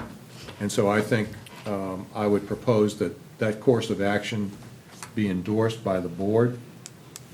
Does anybody have any questions or comments on that? Yes, sir. Mr. Chairman, I cannot pay Goral Palmer unless you authorize the creation of a technical review fee that the applicant's gonna pay. We already have paid Goral Palmer out of, let's just say, the bill will come in and Terry will say, how are we paying for this? And I will say, let's go down here and find a way. The procedure set out in the ordinance is that we create a technical review fee, the applicant puts up the money, we charge against it, and I'm not gonna sit here and say that the town should spend town money to do the engineering for an applicant. We should spend town money to review it, and we recover that cost through a peer review fee from the applicant. The only difference I have in that statement is I didn't see in the ordinance that we had to find the submission complete before we get to technical review. No, So as long as we're not starting the timer running. I'm fine with that, but Mr. Donnelly is the one that's paying for that, so he ought Well, to. he can't pay Goral Palmer to do engineering on the project. That's a conflict of interest. No, I understand that, but he can pay for a peer review to help him through both the submission. Exactly. Yeah, The that's fine. submission We can- requirements and the substantive I'm requirements. fine with that. I'm just saying that when Goral Palmer submits the invoice, It's to you. and Terry comes to me and says, what account am I taking this out of? I have to have an answer to that. Okay. Well, you I have to would have like money. to move that the applicant be required to submit information for a peer review with a deposit of $1,000 to the town of Harpswell to do peer review of stormwater management and peer review of internal traffic patterns based on the numbers of trips expected to be generated in Phase 1 development, and look at the relationship with Mountain Road, And parking. And parking. and parking. Okay. Is there a second? Second. Okay, any discussion? All right. One note. Does that, I think that sounds great. sounds good to you? Yeah, that sounds fine. I All want right. to get it, All right. that sounds like a great plan. Good. Go ahead. Yeah. Okay. I just have a comment for you, because we love your ingenuity and all that kind of stuff. And what I hear you say on a couple of occasions is this really shouldn't be this tough. Because it's not a huge industrial complex and all that. However, if Phase 1 goes as well as we're hoping it will, you're going to come in for Phase 2. And unless we have all of our ducks in a row with Phase 1, Phase 2 is going to have problems. Yeah. And so we are dealing with a lot of the issues that would also come up in Phases 2, 3, and 4 by settling them now. Yep. And that, believe me, I want to get to phase So two. that's kind Soon of, that's than why later. we're being really kind of tough on That's this, is fine. because we know that if this keeps on going, we don't want to have you come back and say, boy, no, that internal traffic has worked well for this, but it ain't gonna work for anything else. So that's what we want to preclude here. Okay. Plus, it's a commercial development in a high visible Yeah. section of Harpswell.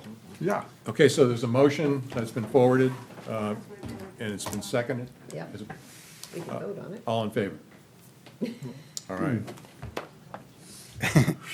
That's all right. I'm okay with this. This is great. Good Lord. all right, We're getting there. Yep. okay, Good summary on that, though. thank you very much.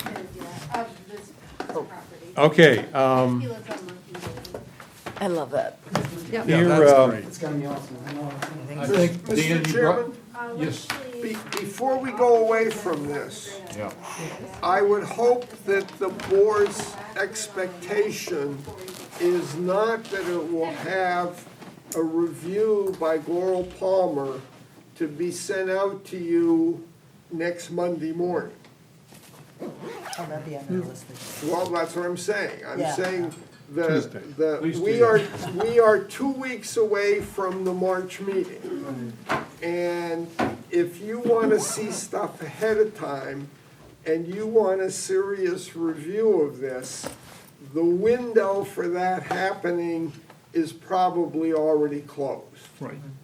This So is you're not saying gonna be March enough. is too soon, is that what you're saying? Yeah. Because we can't get the information at the last minute. No, we Right, can't. that's what I'm saying. Thank And you. so when you create, okay, we're gonna put this on the March agenda. yeah. Well, we didn't, in our motion, we did not say it was gonna be on the No. March Right, agenda. I just wanna make Okay. sure we're all All right. clear on that. Okay, we'll do it as soon as feasible. Yeah. Right, okay, All right. That makes thank you. sense.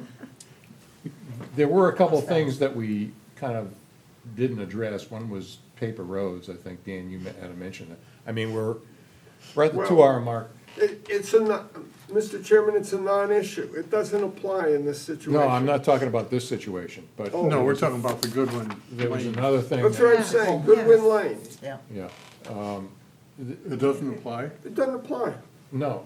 To It doesn't Goodwin? apply in their It case. doesn't apply to our It doesn't apply to our, yeah. It certainly applies to their problems, Right. and they can deal with it. They have to deal with it on civil. The law. Right, but Right, it's, but they yeah, need it's to it's know not within who our to purview. consult. The to the deal with state it. law relative to paper roads essentially said the Thank you. public's right in paper roads went away in 1987 Really? or whatever, unless, and understand that a paper road is defined as a road in a subdivision that was never constructed.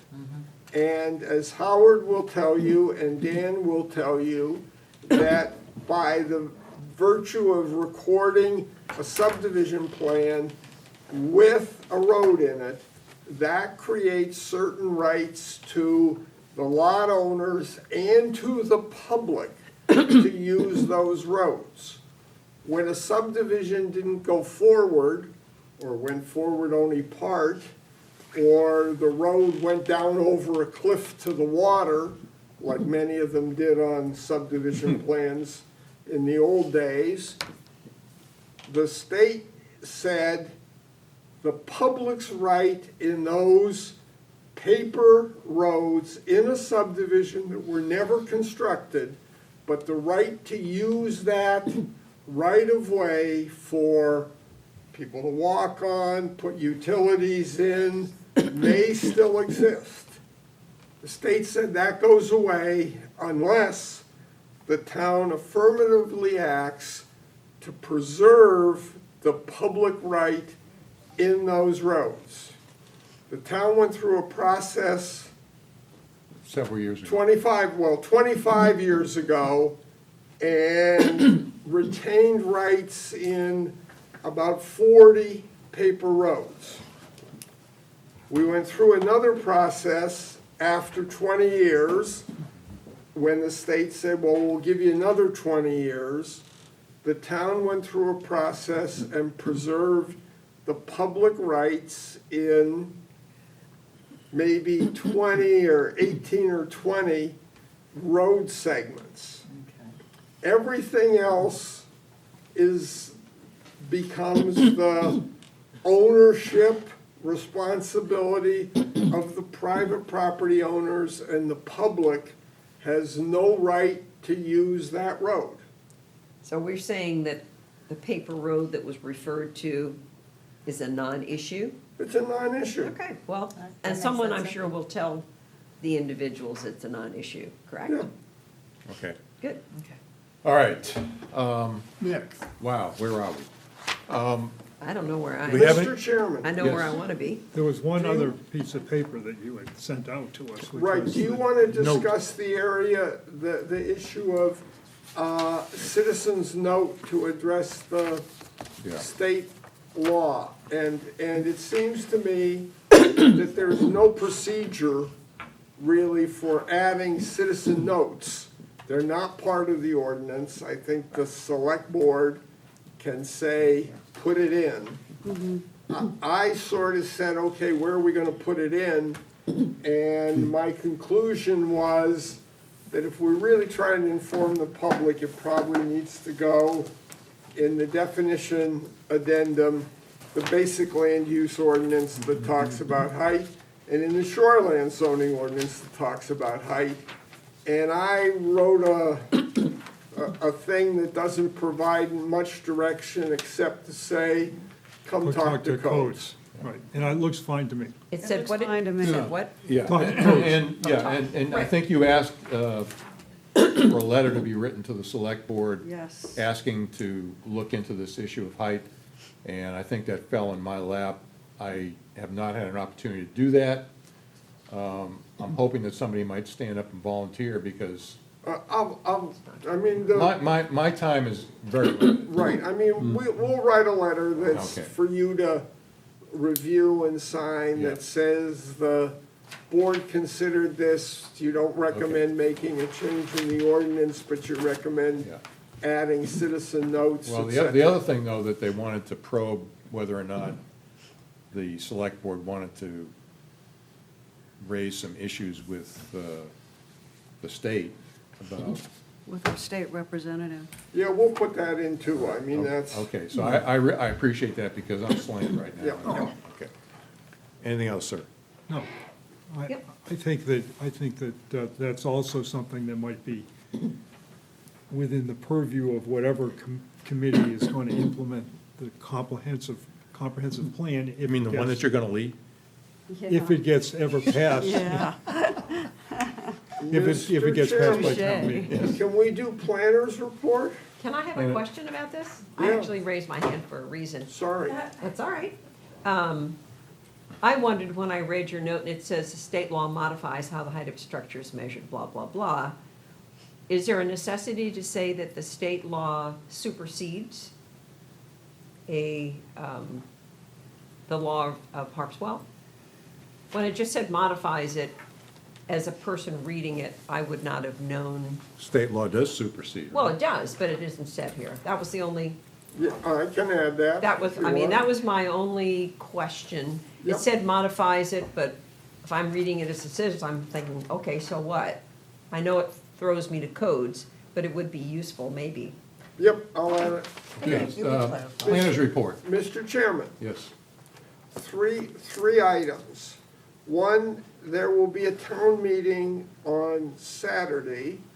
My understanding from Amy through an email is that she will not be attending town meeting, but there will be an item on the town meeting relative to the planning budget, that if you haven't looked in the annual report, proposes a significant increase in the coming year to transition into a replacement for me.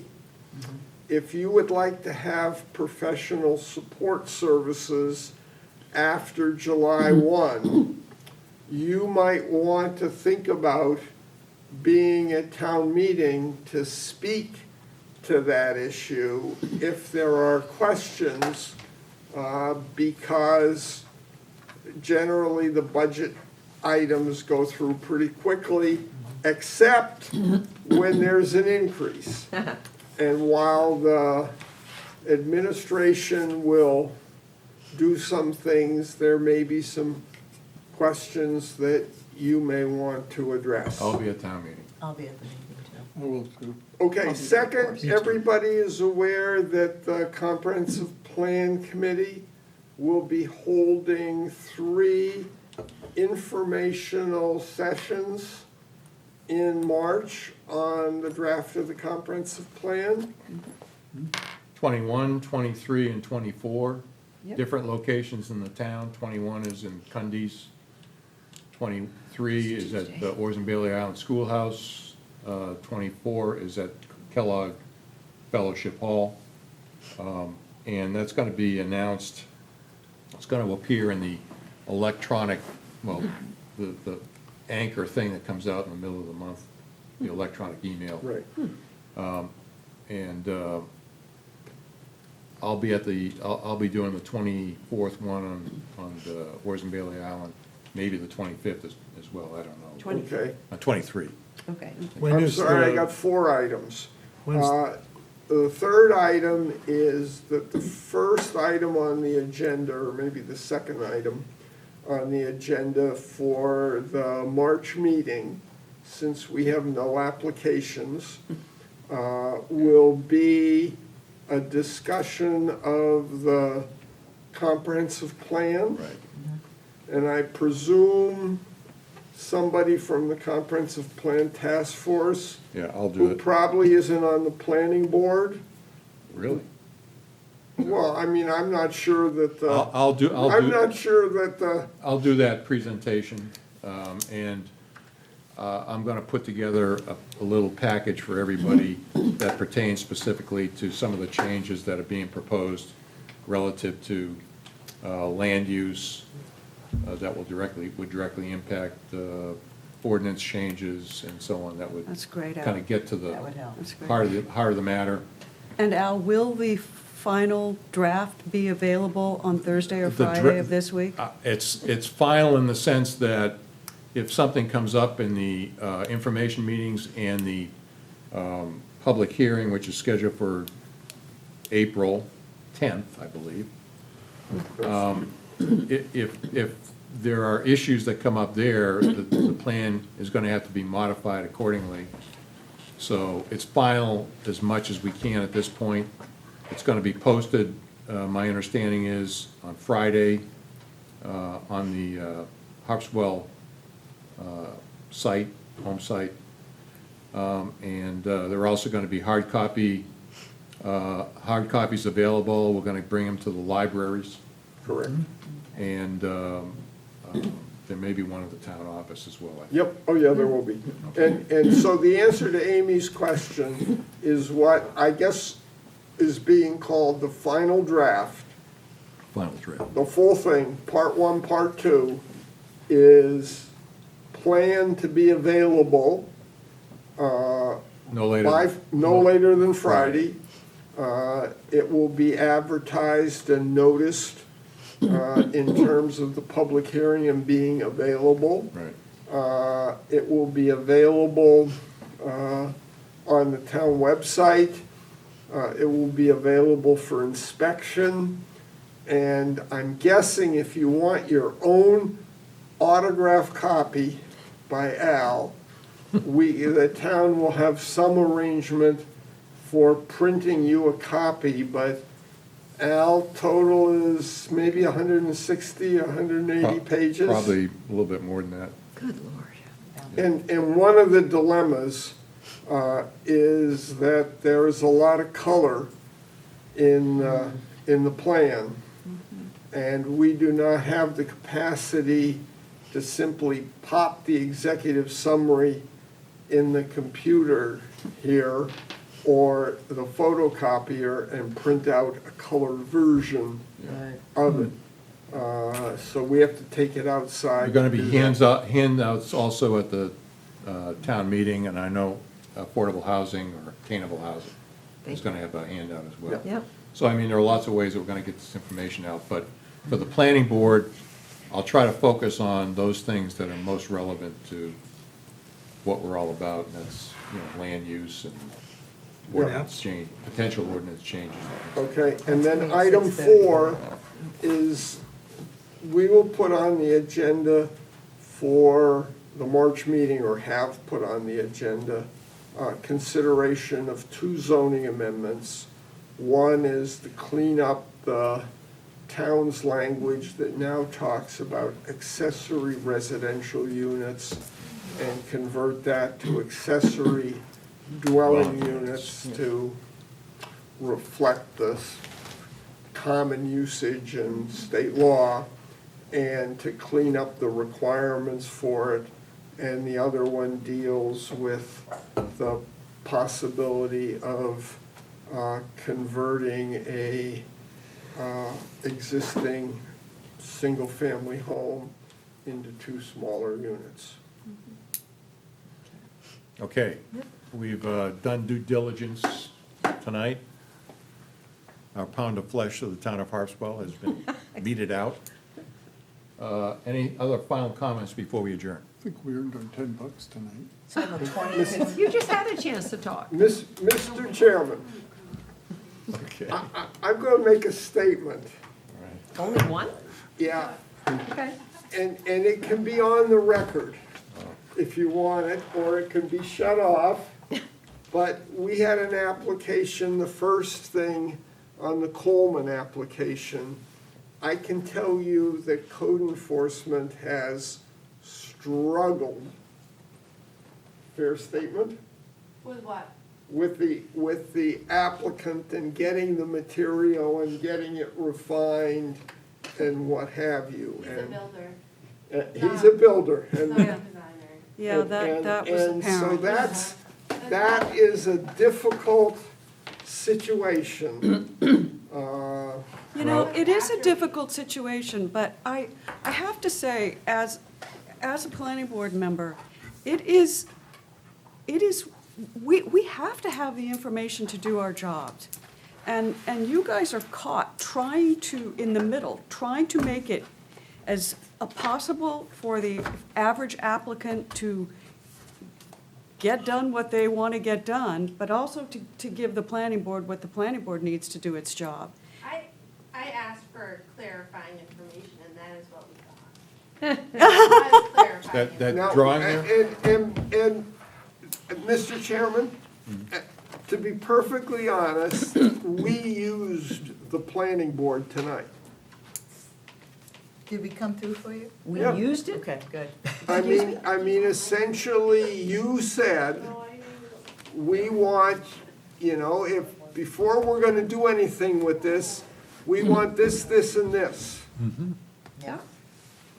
Well, and we'll see what happens. Yeah, I've got a question about that, because it seems to me like you're professional staff, and we rely on professional staff's professional recommendations, rather than to leave it up to the planning board, which is discussing amongst itself in a public meeting and doesn't know, it sort of is like throwing up the cards, but we need to have professional opinion from our paid staff. So if you think there are specific areas that we really should look at and things that we should not overlook, I think you should put it in writing for us.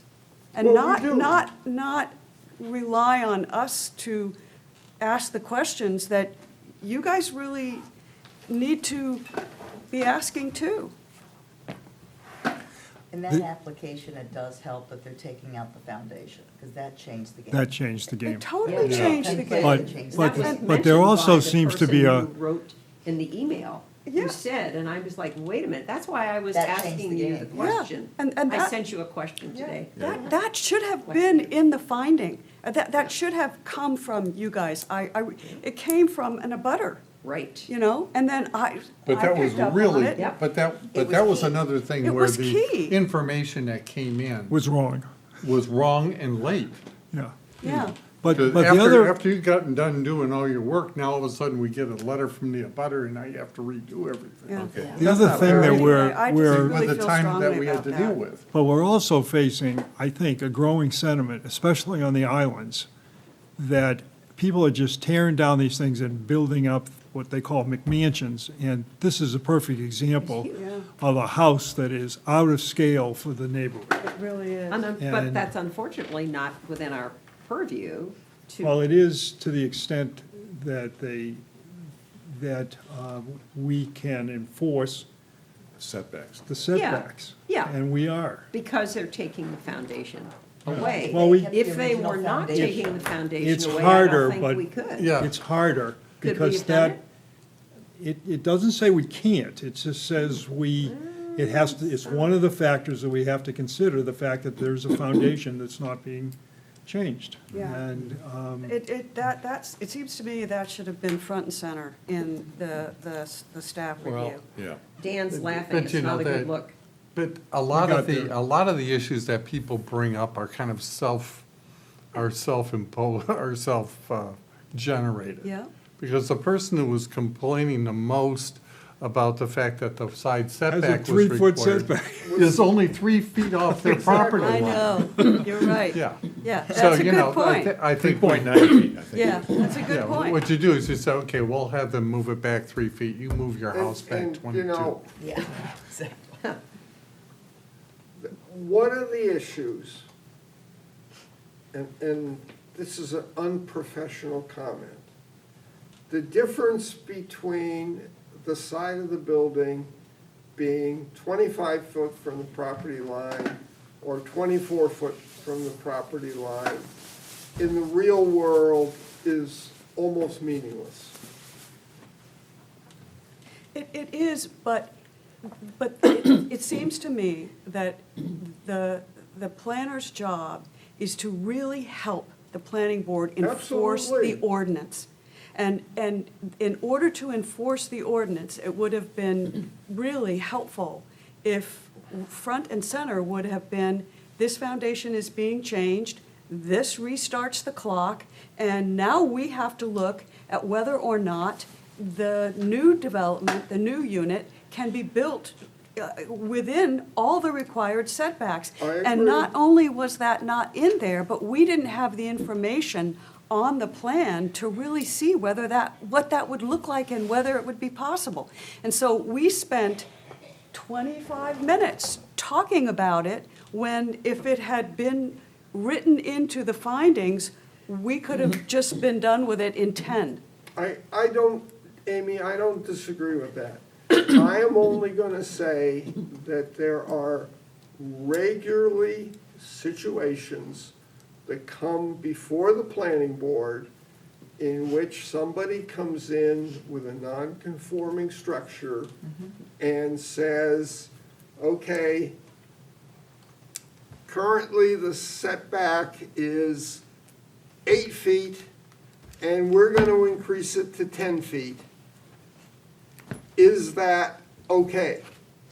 And on every one of those lots, no, I shouldn't say every one, but when the sideline ones, you could say, no, you can't replace a 24-foot wide house with a 22-foot wide house because you could build a 16-foot wide house. This board has never said that before. Okay, wait. In my duration. No. As what I understand, which is not much, we This know is a great this. discussion, but But my driver's the getting fact tired. that, the fact that the foundation, Mark, Can we because the foundation is conclude the meeting changed, that and then makes it continue this different. discussion informally? I agree. Yeah, Well, sorry, no, but guys. Makes it we've different. had a number Meeting of is, meeting is situations. meeting is adjourned. Okay, meeting's